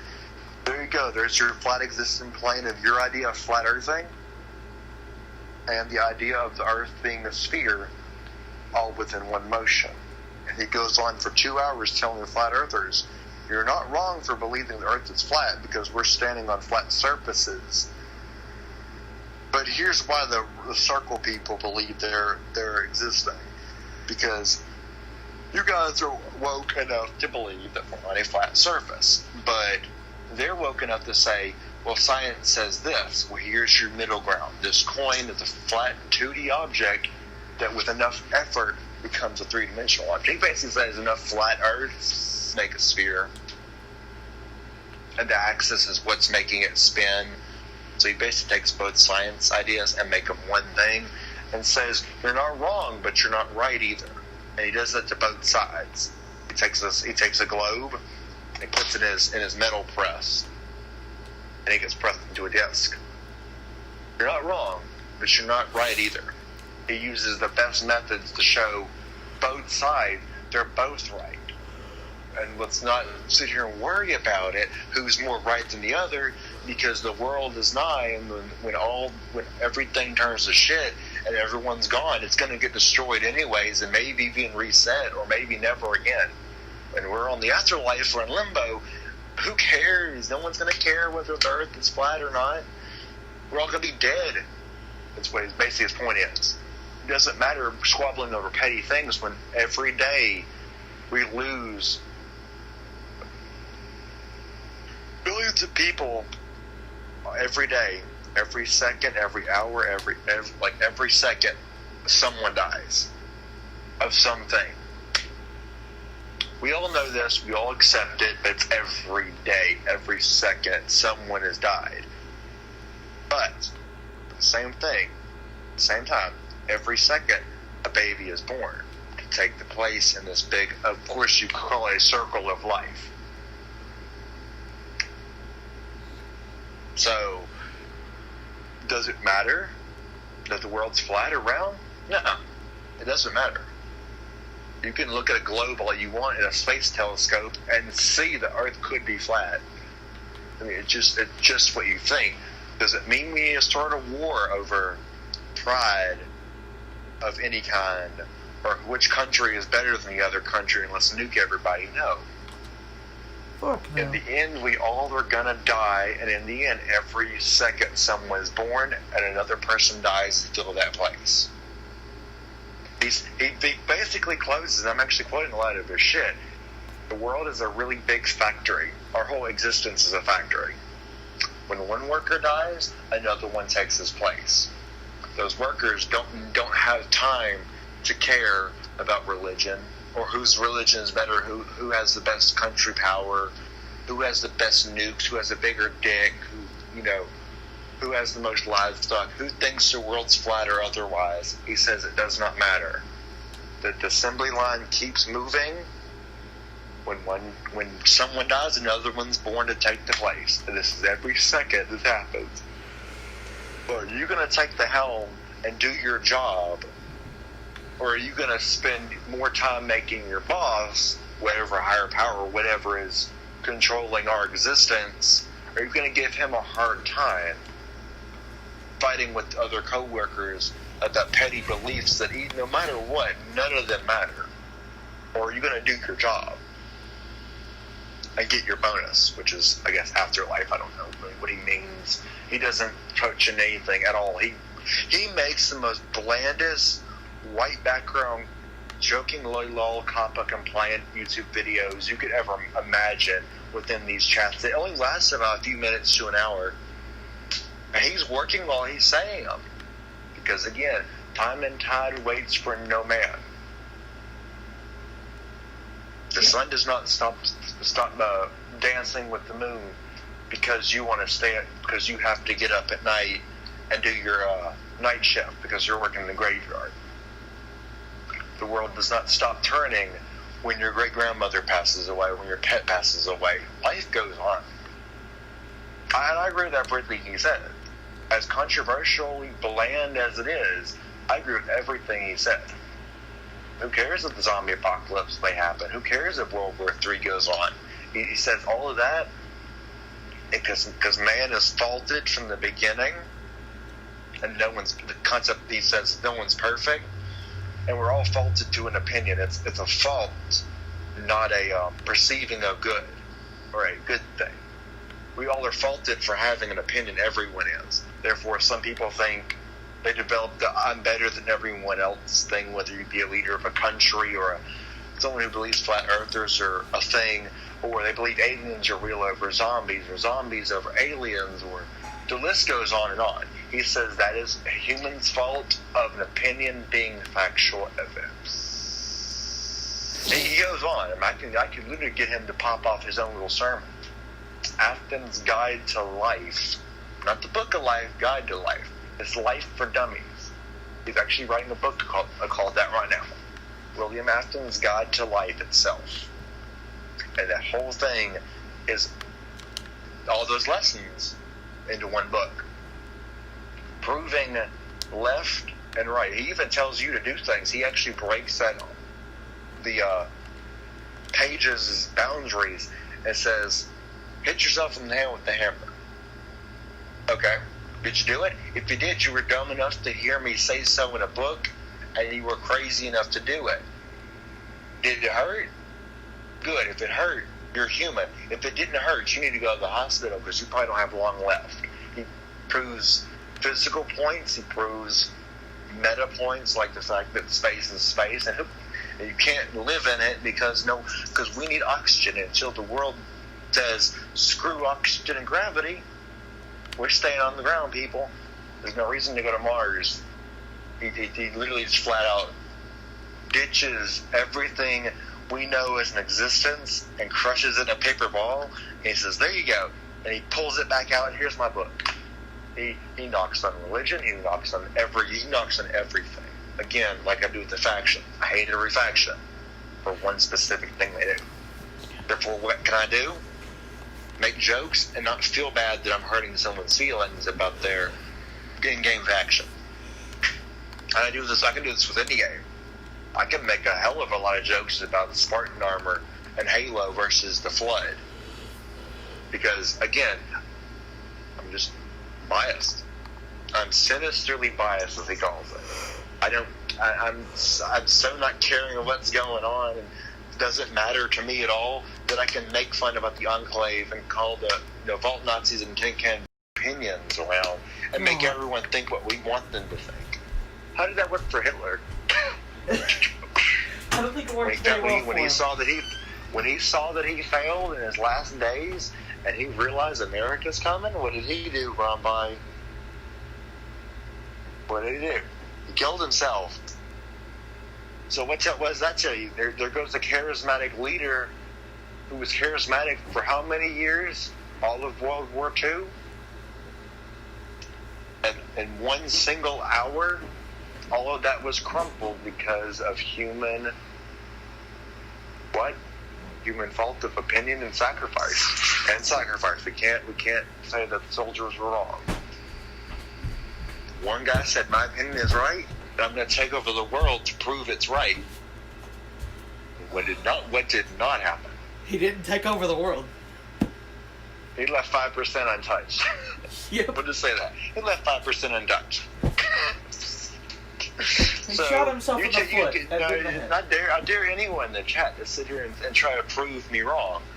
William has backed all of his shit completely 100% factual. He's conducted his own studies. He's proven wonderful things within that book from what I've read. And I hope he'll get it published soon. He says, screw the word controversial, it doesn't matter. Things are going to get said and done within this book. And participation is key. That's him pretty much saying, you're going to have to hurt yourself a couple times. He won't say do things like put guns to your head and play Russian roulette or anything. He'll tell you to hit your hand with a hammer. Find a hammer of your choice and hit your hand with it. He says, to pass this test, you must not hit your hand so hard you break the bone, hit your hand so hard that you cause blood force trauma, or sever the limb. Just enough for your hand to say, ow, God, to like hammer a nail and smash your finger. Just enough for it to hurt. Yes. He says, I don't want you to kill yourself to prove my points. I just want you to see. And he does the light of these throughout the book. I want you to hurt yourself. He'll go. One of his little points lasts 4 hours of reading, and in those 4 hours, he does a minute or so to wake you back up by banging your head on the wall 3 times of your choice of things that don't. Again, you got to follow these simple rules enough to hurt yourself. He says it's time to wake up. Hit yourself in the hand with a hammer again. Did it hurt? Good. I actually legit just banged my head against the wall, and I think I popped a pimple on my face. He says he looked at me when he was writing those little skits, and he's like, "Do you think we as humans are dumb enough to do that? If a book said hit your hand with a hammer, do you think many people would do that?" I said, "I think a lot of people would probably do it." I feel brain dead sometimes talking to him because he is what I would call the true word of enlightenment. He perceived the world in a way that let him stay in his spot on the factory and not cause any problems to anyone else. He's the mediator in our whole existence. He can look at a Nazi German and say, you're no better than the Korean dude over there with his military efforts. You're no better than the Japanese guy, the Russian guy, the mid-term military. We're all on the same level of war, and nothing we're fighting for matters. Really. He once did that to I would say a Russian. This past. Excuse me. Never mind. It's gone. It's up on Twitter. But he makes a point, though. You're no better than, you're not a bet. You're just because you're a dictator and wants everyone in the world to believe your country is the only country doesn't make you better than Putin, Trump, all the other countries that I don't know what their kind of power is. I'm sorry for anyone that's from India and I say something that might. I'm sorry if North Korea, by some miracle, is getting this and says, whoa, a dictator is the best. I'm not. Again, it doesn't matter. No matter what, what he does is he fortifies the concept of we're in a factory, everyone's in the same factory together, and every second someone dies. And he fortifies the term of nothing else matters. You believe that abortion is okay? Doesn't matter. You believe it's not okay? Doesn't matter. You believe that your religion is the best religion, everyone else is sinning? Doesn't matter. Gun violence is better. It's better to have your amendment right on over gun violence and everyone else doesn't get a gun? Doesn't matter. You believe that gun violence is a thing because of our amendment right? Nope. Bye-bye. Doesn't matter. He basically fortifies that point that here's what's happening on this plane of existence, even whether you want to pretend. He has you visualize you're in a factory. And he just, like I said, fortifies, this is what we're doing. Life is the product we're making. Every day someone dies and every day someone's born. So there's never a shortage of workers. And he says to visualize a fight between two individuals, and you pick a reason that would typically cause problems such as wars or just big riots, and or just that, I'm a flat earther and I believe the earth is round. Something as simple as that. Now imagine boss man has to come down from his office, and the boss man being whoever caused us to be here. He's going to tell you the same thing William's going to tell you, and he's in the same line as you. Why are you fighting? The world is nigh. Nothing matters. Just do your job and fuck off. Because in the end, what's the good being the best country in the world if everyone's going to die and there's no one can rule? He would love to tell that to anyone. He would love to have told Hitler that you're only going to make it till 5% of the world is taken over, and then you're going to fall apart and kill yourself. If he could tell little Hitler that, does it even matter anymore? That's why Delilah says time travel cannot exist. William's proven fact of nothing matters. And Delilah kind of also, she's a fifth dimensional being, and you know enough about her. She just further fortifies that and adds a little bit of defense to what he's saying. What's good of the existence if you're going to sit here and squabble at each other and start big wars and do this thing when you could just sit there, do your job? Yes, some excitement is expected, but who cares if the world's flat? Who cares if it's round? If you care and you want to say you're right, just wake up. You're wrong. You're wrong. Everything is wrong. Life may be a box of chocolates, but don't turn your nose up at it if you get something that you just metaphorically are allergic to. Put the tea glass down. Stop spilling it on people. Stop being petty. Stop saying you're the best or the worst. Doesn't matter. And I try to employ that when I'm playing games like Fallout with Todd and stuff. But here's my issue with Todd. Todd is the one fighting in the yard. And the yard being the warehouse's yard. He's on break, and he's like, let's get rid. How can I screw everyone in this factory getting rich quick? When he realizes that's not a thing, you can't get rich quick. It usually fails, or it lasts a little bit, and then it fails. Yeah, getting rich quick only lasts. That's also why I say I don't care if you start a riot in Bethesda, Maryland, and take Todd and shave him or brand him. I don't care what you do. Change is great, but in the end, does it matter? That's why I'm not so riled up to say, let's go and bomb the Bethesda building, because it doesn't matter. Hey, Resident Evil 7, lol. I'm playing the demo. I got a little bored. Lol. Is that the one that's the kid, right? Where the dictator was a 6 or 7? I don't even know what number are we on. 24. Okay. There we go. Resident Evil 24. Nothing else matters.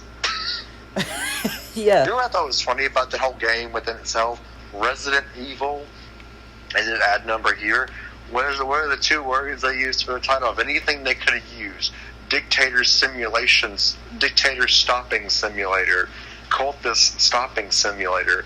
What did they use instead? What 2 words? Resident and Evil. What do those 2 words translate to, Bromby? Resident as resident in a resident? Usually means local. Yes. Resident of a location of a country or a state or a city. Or as in residing, or resident, just, it's there. It's just... Right. Take both of those and put them into the one word. And what was the other word? Evil? Yep. And what does every Resident Evil game have in it? A localized cult? Or at this point now, a dictator and his son running cities? And what do you have to do every game? Oh, look, there's a guy or some group doing something wrong. Chop, chop, get some guns, let's go fix it. Use extreme violence or whatever necessary to shut them down, right? Burn a couple buildings, blow up a couple towers, and make sure the snake loses its head and its heart. Every Resident Evil game. So they basically took the definition of both, of Resident, and put the word evil next to it, and they played that same formula. How many games are they in? 7? 7, about to be 8 next year. You see my point? Yeah. You get my point, though? That formula works for them. But Fallout's like... Here's what I want to see. If Todd... Let's just say best case scenario, Todd gets a little worried, and maybe in this example, someone does decide to shut the creation engine down, forcing Todd to get a new engine. But I would like to see, even if it's minor results, get some results.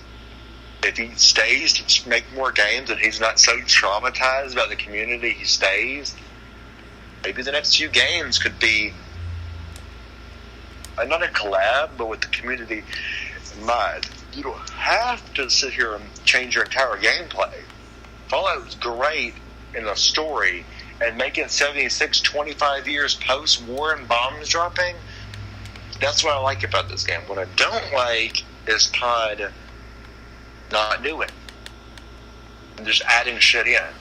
Could it be a bigger grand scheme like LOL? You can just go off the Red Rocket outfit thing and live in a Red Rocket garage. Some of these I get. Like, I can sort of justify in a nutshell having Piper's outfit, or supposedly Piper's outfit, as the Reddit is kind of half and half here. I can justify having Liberty Prime, Preston Garvey, the Red Rocket thing. All of it, like, it looks, without take the door out, or the door pane off of the Red Rocket, I could see that being a Fallout 4 thing.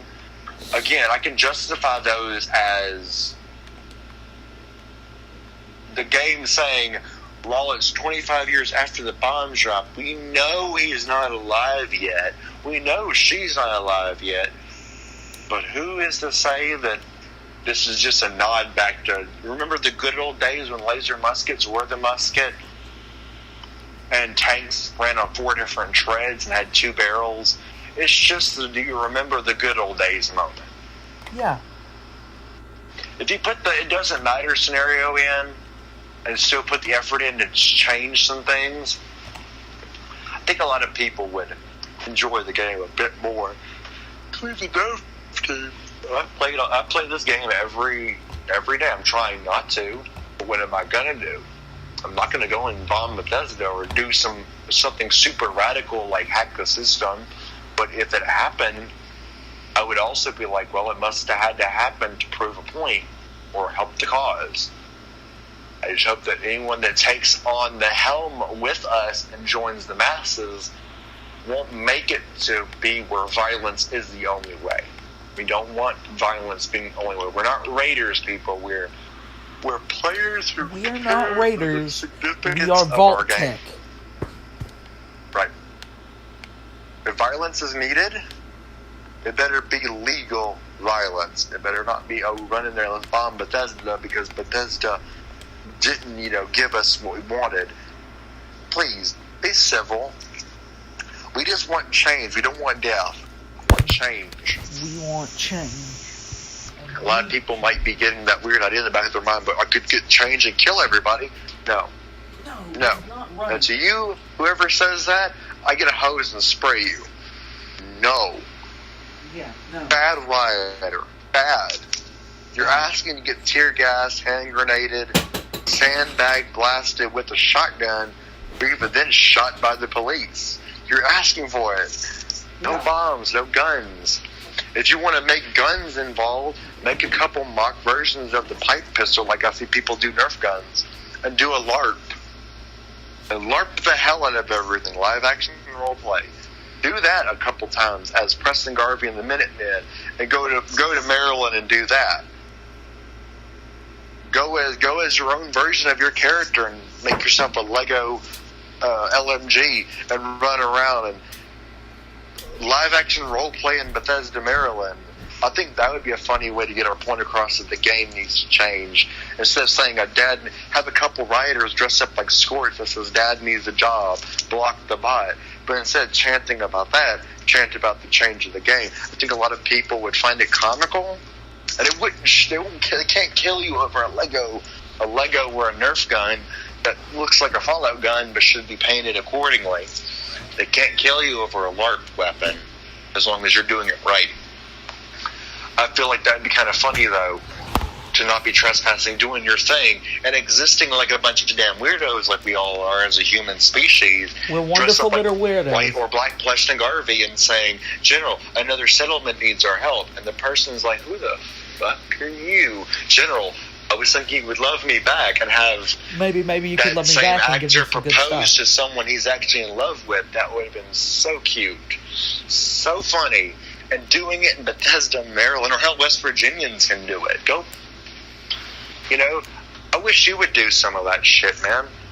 Get your town together when COVID kills itself, in all of the literal term. Get everyone to dress up like a Fallout game. Dress up like the NCR. Dress up like some power armor. Make your own cardboard cutouts of it. And act like the Brotherhood of Steel, the Enclave. Act like Vault-Tec. Be Preston Garvey. Promote life for the sake of the game.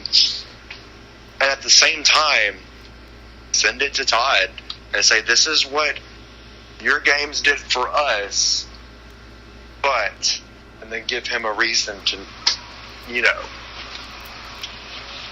I think that'd be kind of funny. Instead of doing that, I want to run around. I want to run around with a hunting rifle saying, you're going to taste so good. See what I mean? You get what I'm saying? Now, I'm not saying go cannibal for the No, not literally, but just run around like that. Make your own cardboard perk card cutouts and make them where you can give to people. If you have a LARP means live action role play. Yep. If you dress up, and I know a lot of people are do this. There's people that live in the world right now that run around Nerf guns and foam swords, and they dress up like knights in tinfoil armor, and they play as D&D.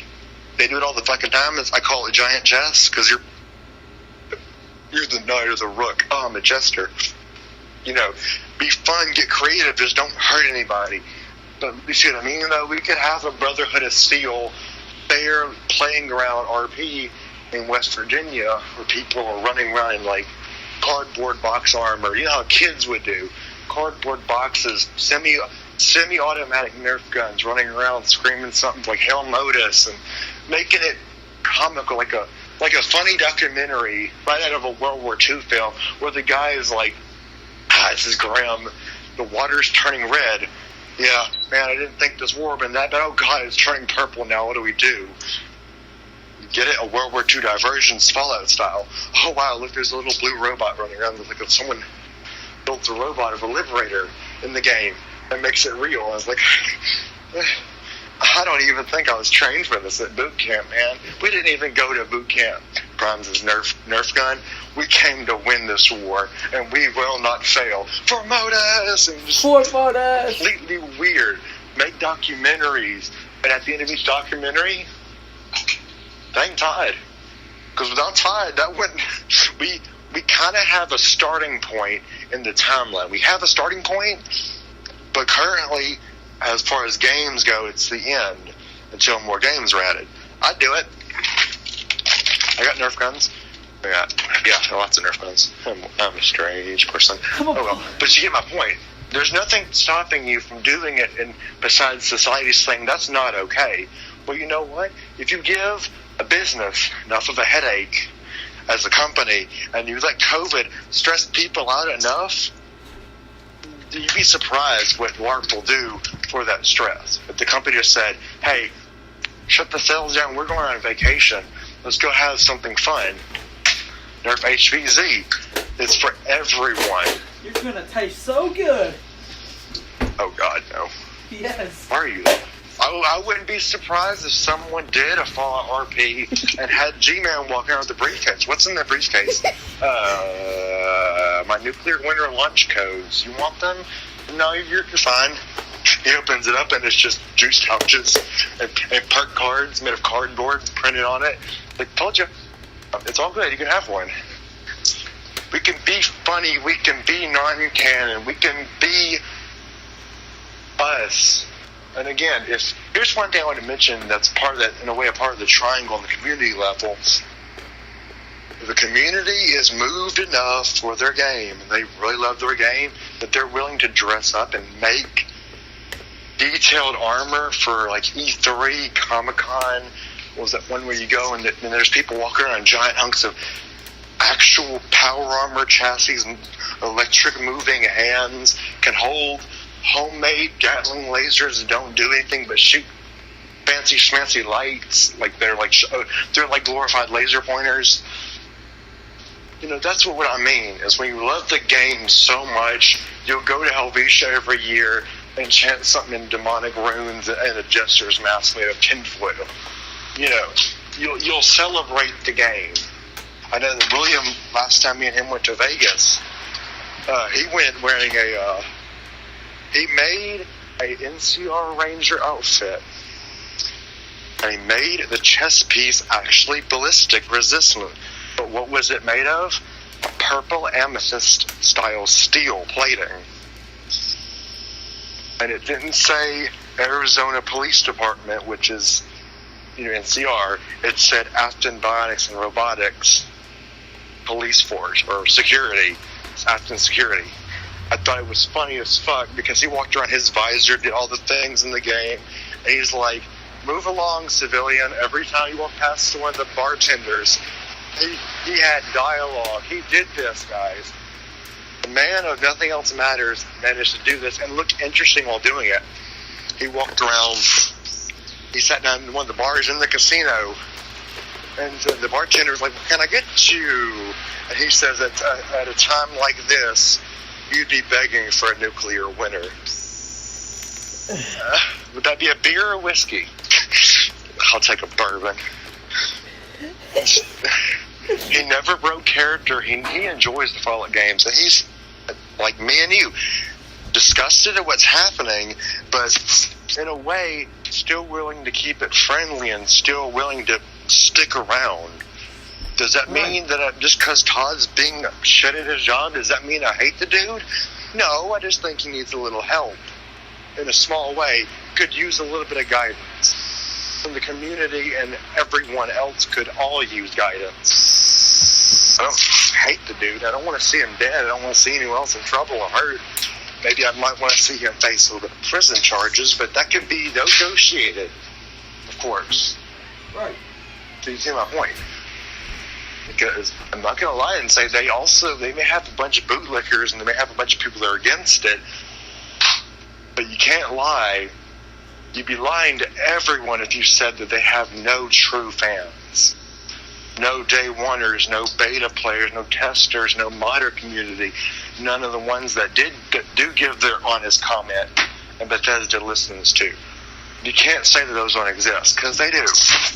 There are people that would willingly walk up and down their neighborhood streets, 18 years old, yelling on about the end is coming, everyone getting in power, there's nuclear war is upon us. There's nothing stopping you from doing it. Well, probably the police department, but get my point. If you're willing to do it, if you're willing to be like William and be before thousands of people and pretend to be an NCR soldier and not be worried about, wow, this dude's weird. Oh my gosh, he's strange. Who the fuck is this dude? And is he armed? Then you got a game worth playing. You've got a game worth seeing thrive. Regardless of its situation, which like I said, could just use a bit of work. I'm not going to call it a masterpiece, because that's the community. It's not a masterpiece until the triangle is met properly. Until bonds that were once broken will be fixed again. Until things start happening and things continue to happen for the good of everyone, community or not, or company. When that's fixed, then it's a masterpiece. Will it be 5-star masterpiece? No. But, like I said, when someone's able to say, yeah, I remember when Fallout was bad, but damn, it got great now. When they're willing to say Fallout 76 and not gag or puke and say worst game of 2020 or Fortnite was better, that to me is a masterpiece. When they're willing to, they used to hate it so much, but now they love it so much that they're telling their cousins to get, they're getting it for their kids for their birthdays, and they're dressing their newborn babies up in little baby outfits, they're like jumpsuits. When it's no longer a underground hide because you're a fan of Fallout moment, or you're scolded because you're, if anything, role playing as a Fallout First member or something. It's a Bog Wanderer. That's a master. Yeah. The Bog Wanderer is the new Fallout First outfit, and I would love to cosplay that. Please be careful about that, Brian, but you do know that William still got in trouble for wearing ballistic armor, right? It's dangerous. It's doable, but again, make sure your city is okay with you wearing something that looks like ballistic face masks before you go anywhere. Because, again, I can barely go out in public with my gas mask on to protect myself from COVID without people staring and policemen showing up around the area to patrol. Be careful what you do, but if they're okay with you making something that is made of plaster or ceramic, and you run through the proper channels and you prove it's not, you could probably mass produce that shit for roleplay. There's nothing stopping you right now, besides maybe your age and money, from doing a LARP of your own right now in West Virginia. That's city-wide. I would love to see you cast in people to play off people from the game, getting the first responders, or a set of people playing as fire breathers, and they shoot glitter or something to represent the fire. They shoot fireworks, and they have a role play, and then you see the real first responders, and they're like, the fuck? And they're looking out of their fire truck garages as you see guys running around in Fallout fire breather uniforms shooting off a flamethrower that shoots red sparkles, or a Vault-Tec rep snooping around hunchback saying, Vault-Tec, good morning, citizen. Vault-Tec calling, just being a nuisance, but not such a nuisance that you're getting arrested as a... Or hell, maybe not even cosplay, but just act. Man, come on. I mean, that's what I'm saying. Cosplaying is basically looking the part. Role-playing is acting the part. You know how to have some fancy-ass costume to be... If you can do it, not give a damn what people think, but also keep it okay. Again, don't walk around in ballistic armor and actually use flamethrowers. Or a black hockey mask with some fucking weird ass boxes on your costume. Yeah, no. Right. Don't do that, but unless it's okay to wear a ballistic mask or a hockey mask that you painted.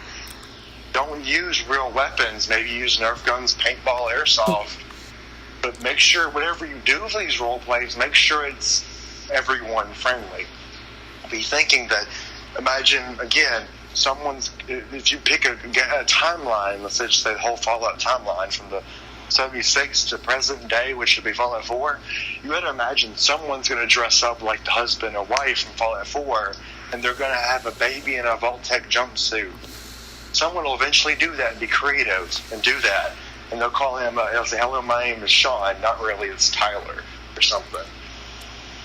or Shaun the 8th or something strange like that to be funny. Make your own canon, make your own lore. But again, if you can get to that point where you don't, like the dude down the street, like, you're that weirdo that's fat as fuck and plays games on it, now what are you doing? I'm engineering an actual set of a mech suit power armor that's hydraulic powered and runs on a core, a battery core that looks like a fusion core. You want to go join me? Can I take a paintball gun with me? Because I see you have a rifle. We prefer Nerf, but the paintball is okay if you avoid shooting the kids. You know, you have a rule set that kind of needs to be regulated. You know, I wouldn't be surprised if you actually had a couple of people, quote-unquote, jailed, unofficially jailed, a night in prison because you're a drunk Enclave soldier and it's for a skit. Oh, yeah. You know, as the county jail. I'd love to just walk up to people and say, "Good morning, Vault-Tec calling," and see how confused they get. Clover got arrested. You see, that's my point. If you be a nuisance, but don't be an actual terror. You don't have to look the part. No. Playing the part is more important. I'll play and look the part. Or got some goggles I'll being made. I'm a play the part. I actually have like a sticker. I have something stitched in one of my shirts. It is a Vault-Tec logo, but it's actually looks like an eyeball in the middle. So it's a very fun little joke. Like Vault-Tec is # Illuminati. Totally legit. Vault-Tec simulator. They're secretly the Illuminati. Well, okay.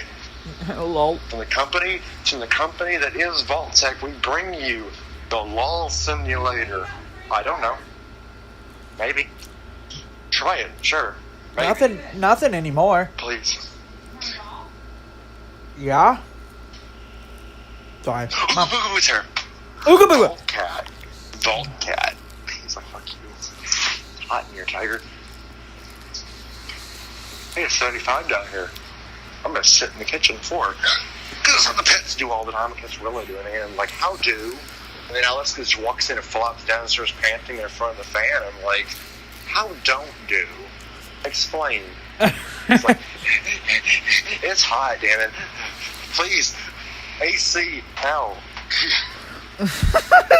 I'll take her upstairs and she's like, stop, it's hot up there. I'll turn the AC unit on and I'll hold her in front of the AC unit and she's like, this tongue. Stop! It's hot up there. Oh yeah. Oh man, I know why they lay on the floor. It's because it's cooler the lower you get. Yeah. So remember, with the dog's panting, there's a problem because they're in the coolest side of the house. Unless you're upstairs, the lower you get, the cooler it is. Right. So, once you get to like the hot areas of the world where lava pockets and magma and bedrock are, but that's different. So you know it's a problem when they're laying on the floor panting, but the floor is cold compared to standing up and all of your body being distributing. But see, if we all kind of maybe make a documentary, maybe make our own lore, and combine all of our videos into one group, like I'm so-and-so, and this is my Vault-Tec story, and make a story of your own and act it out. Have a bunch of friends, unscripted, script it, be weird, meet new people, go to West Virginia, and be a general nuisance. If you guys do that, I'll be happy to meet you. Go to DC and don't get arrested, but go to DC and hang around the gate that people hang around on occasions and sing the songs about West Virginia and play Enclave radio music and a Pip-Boy you may have bought and modded to have Bluetooth. Again, don't get in trouble, but act your character's part. I would love to see that one day as a thing, because I know other people have done it before in the past, and they kind of knocked it off as a D&D role player or something. And that was it. If you just you make sure you know your city and know the rules. Don't go in there with ballistic face masks. If your city has has something against outfits relating to war zones, so, don't go literal military uniform unless don't break your job's rules. Don't go. So if you're going to work and you want to go as an Enclave soldier, don't be like going to work and your boss is like, that's not any regulation. But we're doing a role play and it's hard to change. Tweak your rule base and stuff to your life. But maybe even then, if you can't do that, get Boss Man to play. I would laugh my ass off if someone managed to get their company official boss man to say, it looks like fun. What are you doing? I'm dressing up as power armor, and I got out of it to go to work. You know, and they get into the security guard's like, yeah, I saw him. It's huge. Where is it? Out there. Go crazy. Be techy. Be creative. Make real life a role-play scenario. Enjoy the games. Good or bad. Build a community is what I'm trying to say, dude. Build a community, good and bad. You know, it's not hard to make your own grenades, but don't hurt people that do like artificial grenades. You throw them on the ground like those Nerf ones you throw, and they go pop, and they don't do anything. They shoot like, was it BBs or whatever, and you get those, and they're like grenades. You can chunk those off and have something in it that would not hurt anybody, but not be so realistic that it gets you arrested just for having them. You know, the more creative you are, the better it is. I mean, you know, I think this would be a great next year project for some people. I won't be doing it because you try to get my 4 daughters in uniforms and one of them not be difficult. Sabrina, we tried that with her. Don't take jumpsuits too tight for her. She did not like the tightness of the jumpsuit. Like, Sabrina, the tighter it is, the better likely you are to not get radiated. I remember there was a reason why the jumpsuits are so skin tight in the game canonically, and she didn't like it. She said her mobility. chest hurt. Also, it was tight enough to be inappropriate. So Clover said she liked it, as she couldn't get the chest piece zipped up. She liked it just fine. Clover, no. You can be creative, have fun.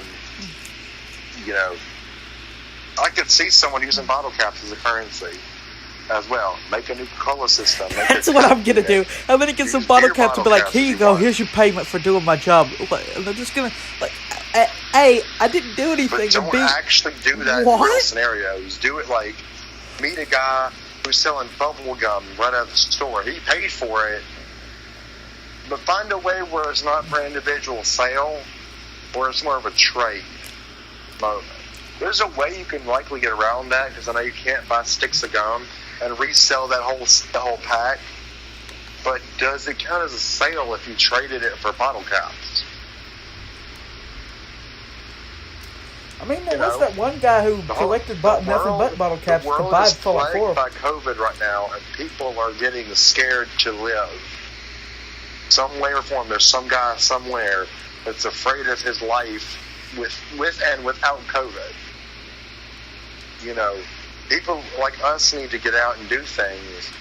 And sharing a stick of gum or a mint with somebody and asking complete randos that look like they need someone to be around. They may be having a bad day and they may not show it. And invite them to a Fallout role play with them or something. And if they say no, it's fine. But see, inviting people to do stuff like that, and you got like a whole new method of fun, of the word fun. That would be in a way fun because people are no guns needed. There's rules in place to keep bad things from happening, and we're here to have fun with a set of rules to prevent dangerous things from happening. So I think it'd be kind of fun. Who knows? Maybe it'll one day become bigger than that. Like the Wolfenstein. We might could play other game companies out, like Crash Bandicoot and Mario Kart. I think that was a thing one year. Somebody did Mario Kart. They had their like tiny go-karts, and they painted them like with the Mario logo with mushrooms, and you know, they made a go-kart that looks similar in the style of cup cars that they use in the game.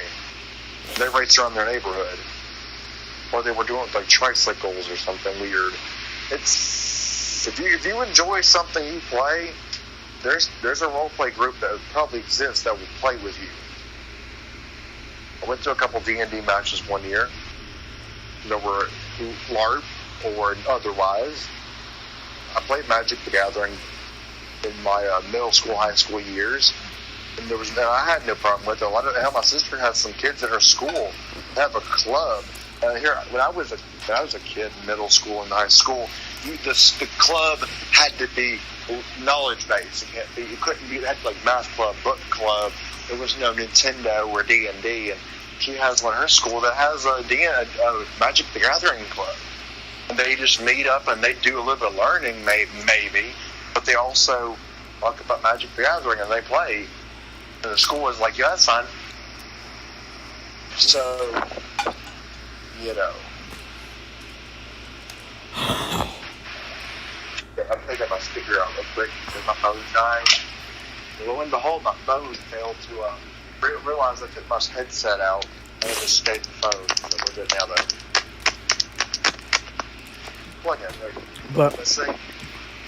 Instead of starting a big old riot, maybe talk about a couple words here and there, make a couple words, some dates, talk about some things, and encourage people to engage in, you know, joking scenarios of Fallout in the Fallout community, and dedicate them to what they did do for the game.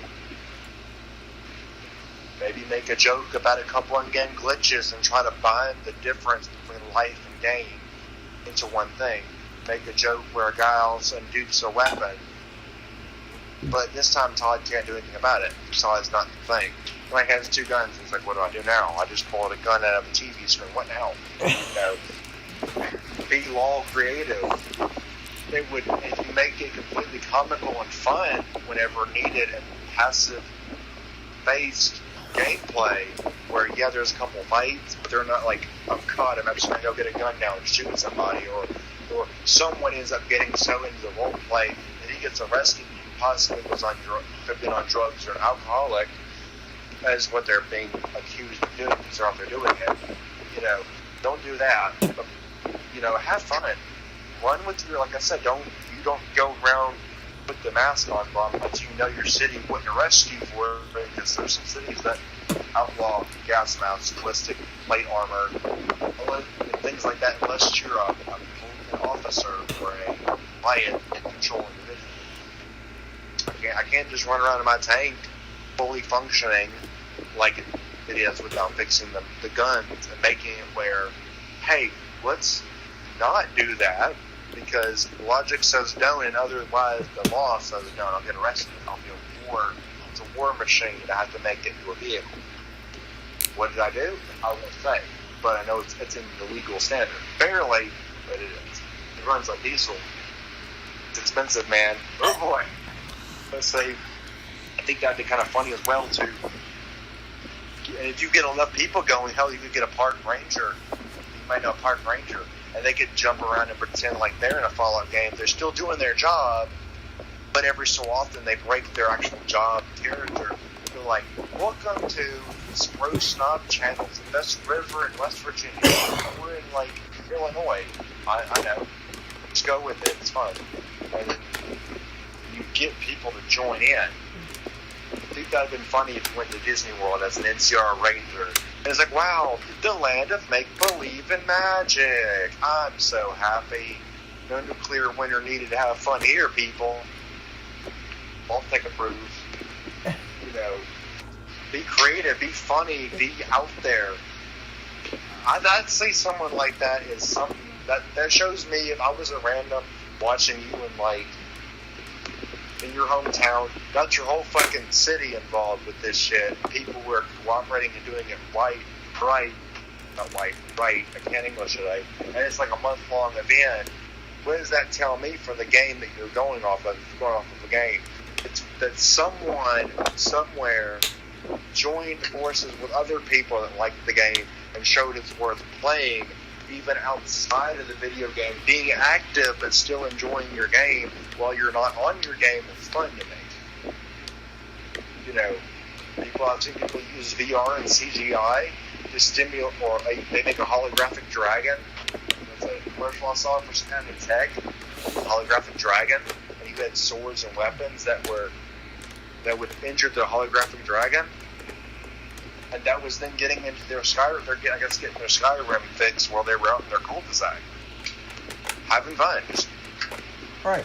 Whatever happened to neighborhood basketball games and neighborhood airsoft wars that just so happened to happen to 1 o'clock. What happened to all that shit where kids, black, white, Mexican, anything, any gender, could go out and have fun at the skate park and not have problems or get arrested, or kids could still be kids well into their 20s and still have fun and not get called something, accused of being something bad, like a pedophile or a bad person or a gunner, or be racist or gang.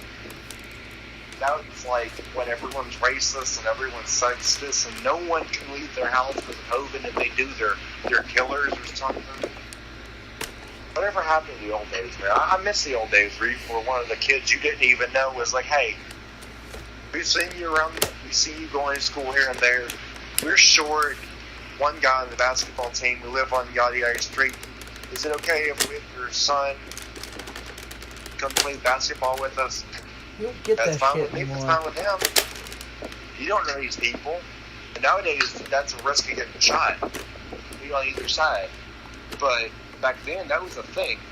One kid had a basketball court on every cul-de-sac, and they all played basketball or played baseball or they played soccer. They had a fucking field day with BMX bikes. I remember a kid my cousin was hanging out with. And then I had a friend that had doing the same thing. They made concrete ramps for their dirt bikes, and they jumped the sewer drains that were like large as fuck, and they'd have fun doing it. They'd make an effort to do it, but they knew that they made sure that if you fell, it wouldn't kill you or break a limb. So you'd fall in a calm water that was only like waist deep for me. 6 foot something. You wouldn't drown, you wouldn't die, and if someone fell in, they'd stop everyone else. Dude, and they'd have fun while doing it, just doing that, riding up the hill, ramping, and repeating. Get your exercise in. Nowadays you just can't do that anymore, and I kind of miss those days. I miss those days a shit ton where you could just go outside, have some fun, and someone would be like, hey, you want to tag along with... Or the police called, or you find out they were already dead or doing drugs and died, and then you're a suspect or something. You name it, it's happening nowadays, but like when I was a kid, that wasn't a thing. You could play with the black kids and the white kids and the Mexicans and the Chinese, and no one's like popping off racial slurs, and we were all good friends until, again, something happened, and then we just fucked off. We wouldn't bother each other anymore. We'd make a mutual agreement that today didn't end so well, but let's try to put it past us so if something happens tomorrow, we're in a better mood. And we made a mutual agreement not to do that. Nowadays, it's like, you just said the N-word. No.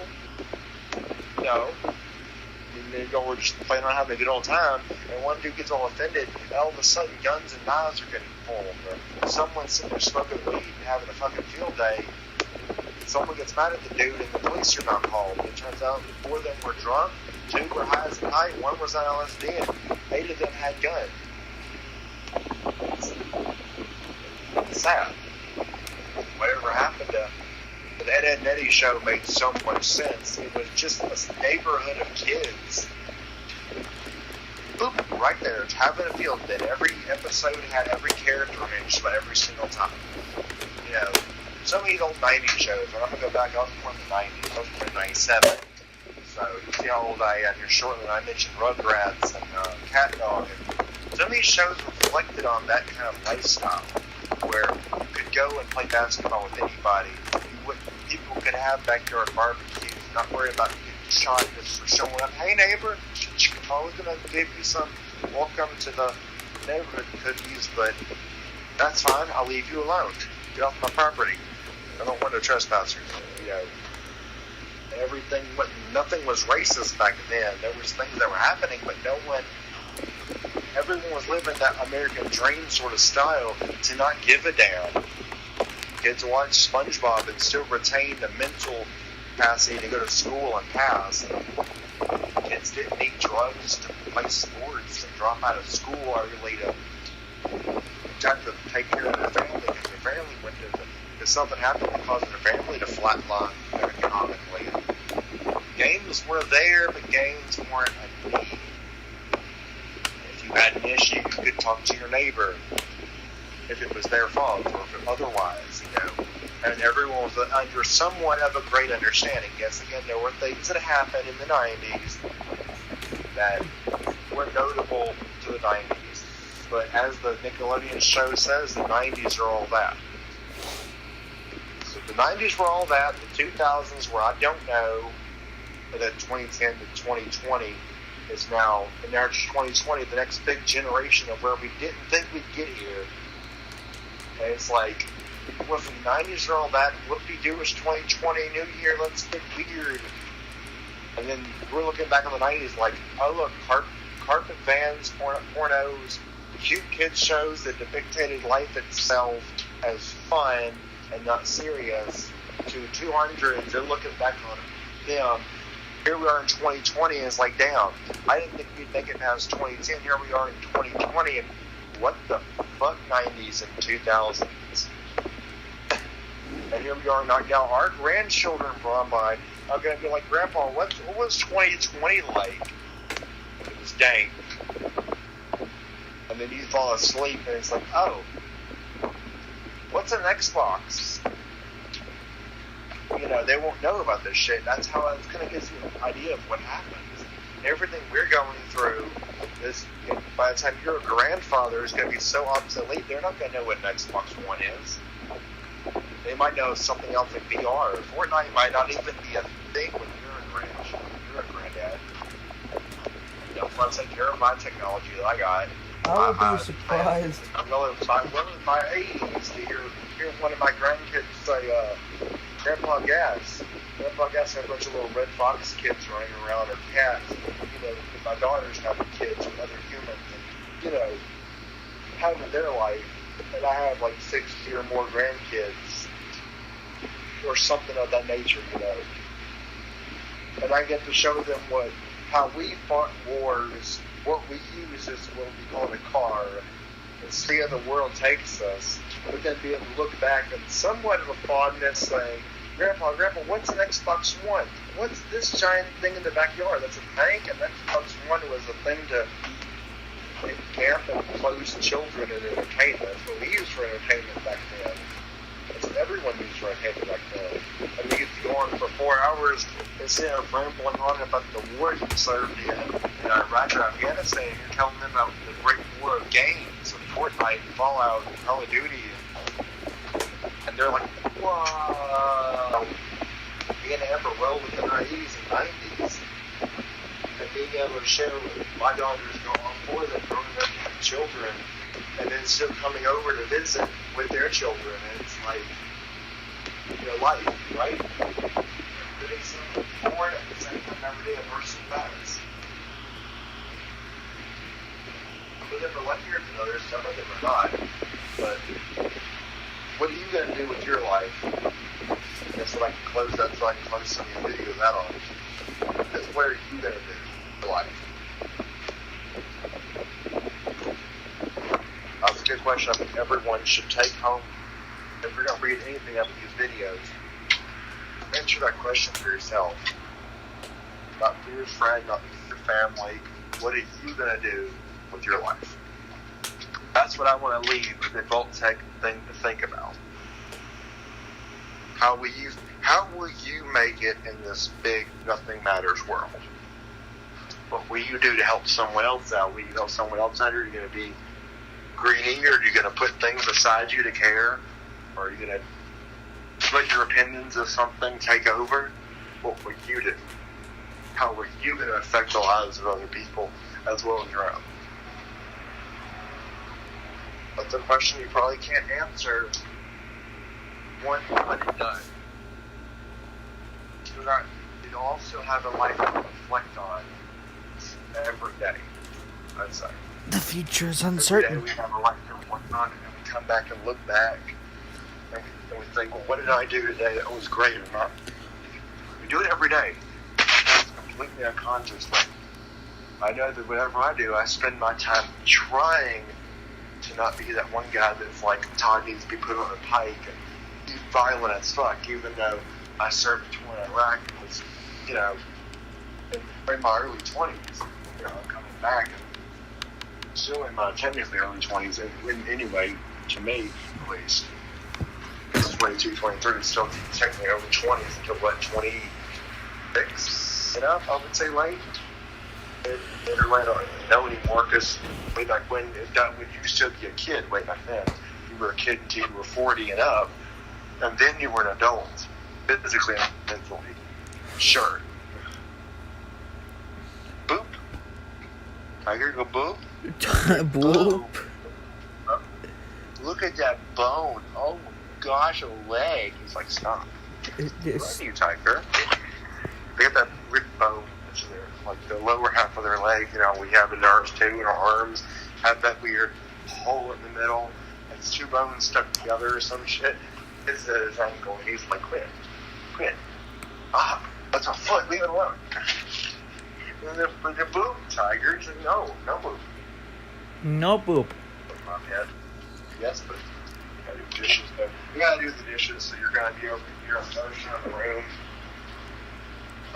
We can still chat, but you'll be over here, not far, but that's fine. Anything else you want to chat about? I want to ask you guys to do something for me.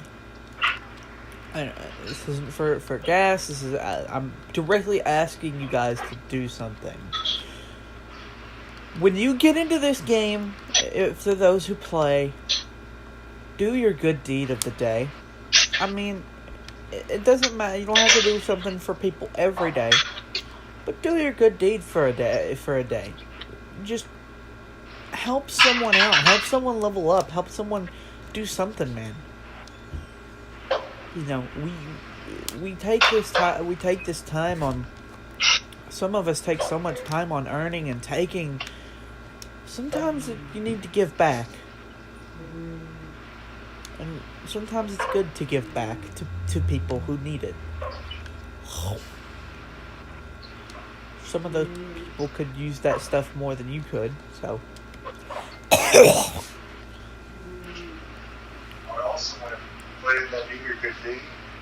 If you're one of those script hunters, I want to mention that if you're one of your script hunter, who's one of your legendary farming, you next time you get a gun, you can out light.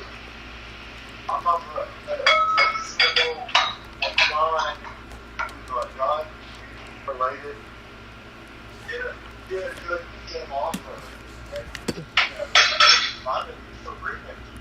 Somebody who might be surprised how many times someone will script the gun, and 5 days later find that dude in the way, and it's like, oh wow, you had one of those? Like, it's like, damn, I like the script. I'm saying we stop scripting together, but again, someone somewhere might like that. No matter how shitty it is. I like quad. I love quad weapons. Especially when the ammo has a certain kind. It's already low. Double action rifles, having like 5 rounds. The quad makes it nice. I remember right at the previous one. Page. That made me remember why I got a quad double action rifle. It was so bad. I remember why now. I still made the same reference. Look at you, Prawn, with your 4 rounds or 5 rounds. The Red Dead Redemption's lever action rifle is like 13. Now I'm running a 20, and just recently remembered, God, only 4 or 5 rounds for lever action rifle. That's pretty bad. The hindsight, that is bad. You can make it worse because you're reloading.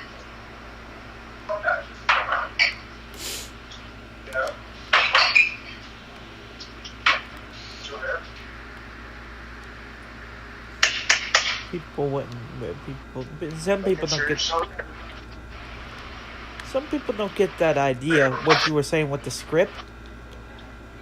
Some people don't get that idea, that people could use those legendary weapons. People could need that stuff.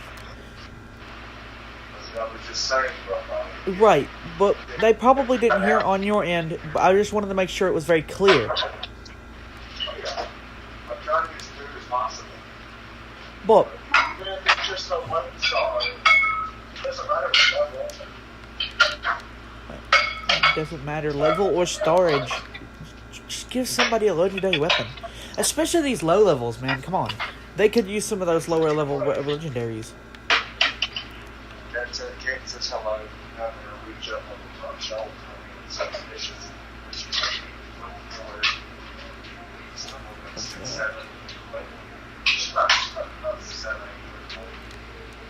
Just noticed that you're still here, and she said hi. I'll let you know.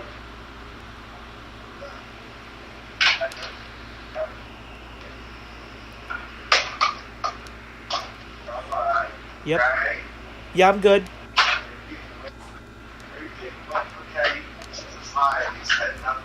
Hello. Hello.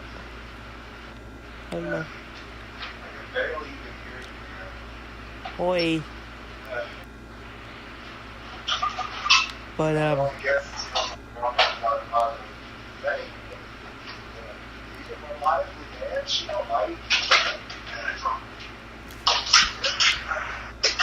might be all the girls away from now, but this one was up right now.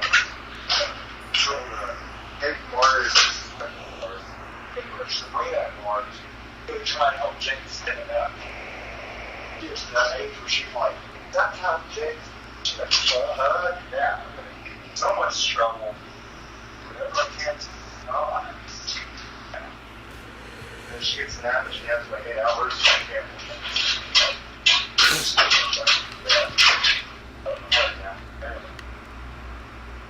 You can directly talk about that yourself. I don't know how to now. 4 hours later, and let's get out of bed.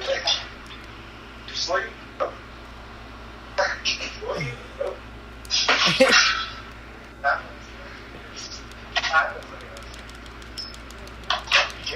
I know old people like to do it. I don't know how. I get very restless. I just don't like sleeping. It's not my thing to do today. I slept good last night. I'm glad you did. I'm like, yesterday exactly, like less than an hour of Call of Duty. Fall out with you.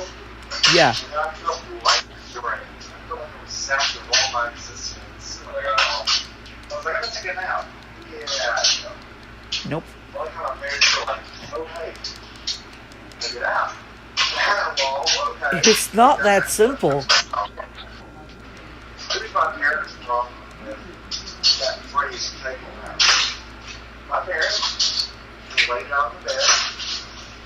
They lay down in their little bed. Oh no.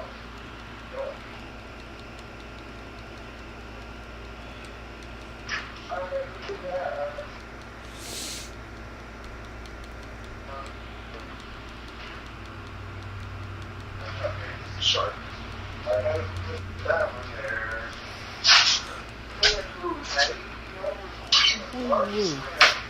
The girls along the way. I looked right at the thing. I was like, this night, they had it all wrong. And look, I stopped before they practiced. I'm like, I don't do that. Probably bought it. That's what she's doing, but she doesn't do that. This stuff often. Kate, because Kate's the tallest set before, she can reach on the top shelf. And me and Amber, we did school one time. I'm so short now.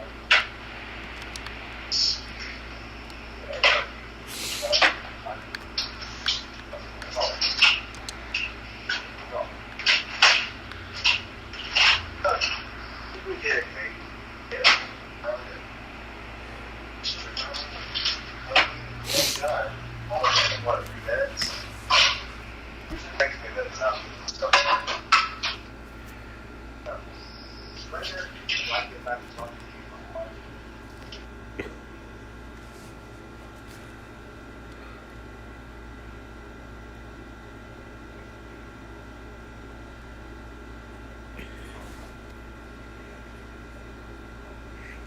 you.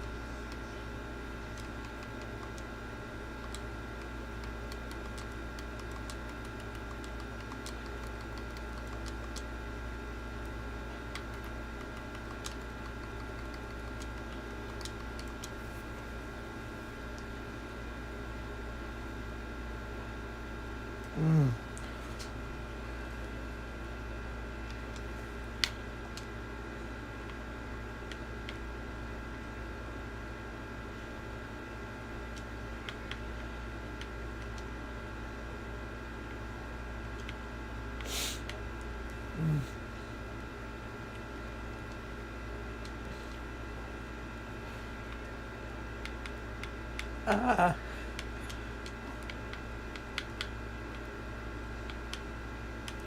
actually giving some plans to a low level.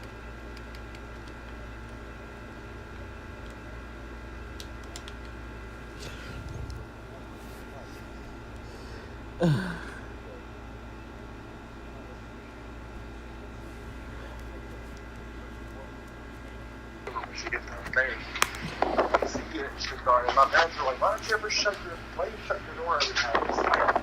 Well, the door shut, they stand the fan on. 73 in this room right now. There's outside, it's probably outside, it's like everywhere else now. Like bars in there, I'm fucking moving. It's scared me like crazy, but it's 75. In our room, it's 73, and I will really move this fucker going until it gets 60. Again, Mars. Like what? Nothing. Mars meat, man. I can probably use it myself. I know all my daughters right here right now. They're all sleeping with Amber or sleeping next to Amber. It's Mars just like she just woke up. You know? I just think maybe she feels left out. Right. He doesn't. But again, at the same time, I don't think he needs to smoke pot to be around us. I kind of feel like he's doing it to relate. But because he's doing it to relate, it makes more problem as well. I really wish he wouldn't do that stuff just to be around us, but... Well, that might not be the reason. Again, he hasn't given us a reason to believe otherwise. But I'm not going to say that's the reason. But I'm not going to say you want him to stop either. I'm not going to make him stop. I just want to... If I just want to get on, I'm going to tell him that, I'm going to send him a couple messages that he'll likely see when he gets on, but this afternoon or tonight. If he does ever again, yesterday I was so ready to get rid of him because, what kind of friend is he to have to smoke pot and act like that and say he feels bad because he's called stupid or something? Well, if you knew what pot did to his brain, he probably would lay back. He wants to be chill and stuff, like his brain don't work, but,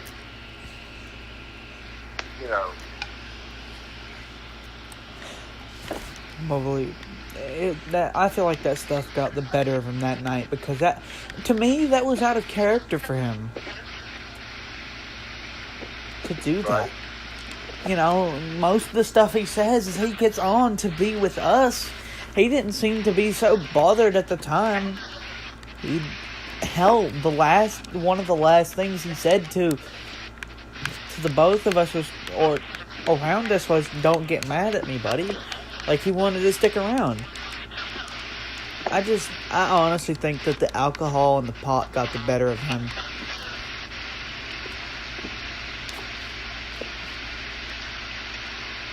But then again, I don't know what that stuff does to the body because I'm not or professional on that. Pot and THC it fries your brain. Right. I personally said that stuff ain't worth it. It's not worth it. Well, some people they need it to survive.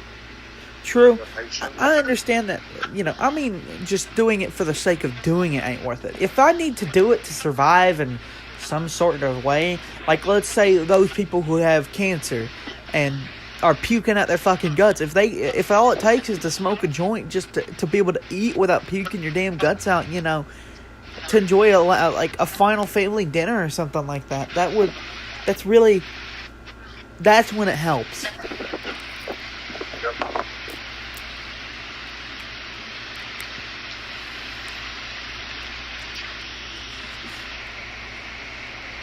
I would never endorse, smoking pots or lighting up a doobie for the sake of, whatever reason people light up doobies and shit like that for. I mean, I know why they do it, but for reasons other than you need it.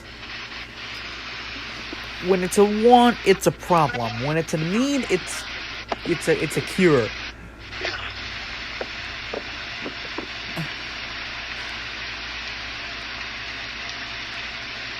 You get me?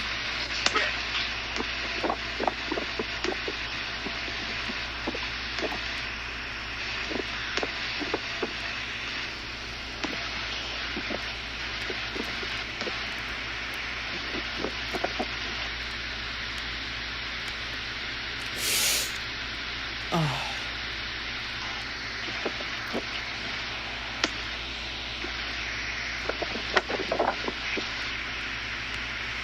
But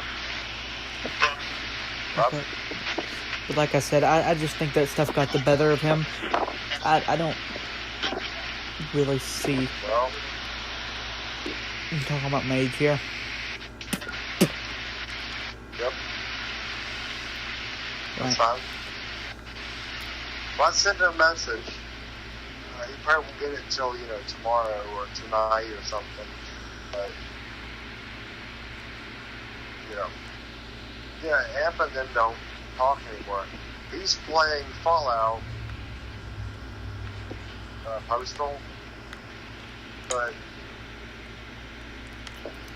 he's by himself. I mean, I get that you don't want to talk to Raj usually. Right. I just don't. I don't want to get involved with their group any more than we already have, considering what they do. Where is my camp hat? Oh yeah, I remember now. It's up at the top right. Top left. Sorry. But the stream's been going on for 3 hours. Do you mind ending it off here? I guess. Alright. Thank you guys for being here. We've been having some pretty good streams. We haven't had any issues from Online Arcade. Well, we have, but not as much as we did that one time. But thank you for being here to talk about what we would be doing without Fallout and some problems with it and how to fix it. I hope that triangle of wealth really helps the viewers understand. I hope so too. Thank you for having me here to explain it. No problem. But thank you guys. Thank all of you for watching. I will see you in the next one.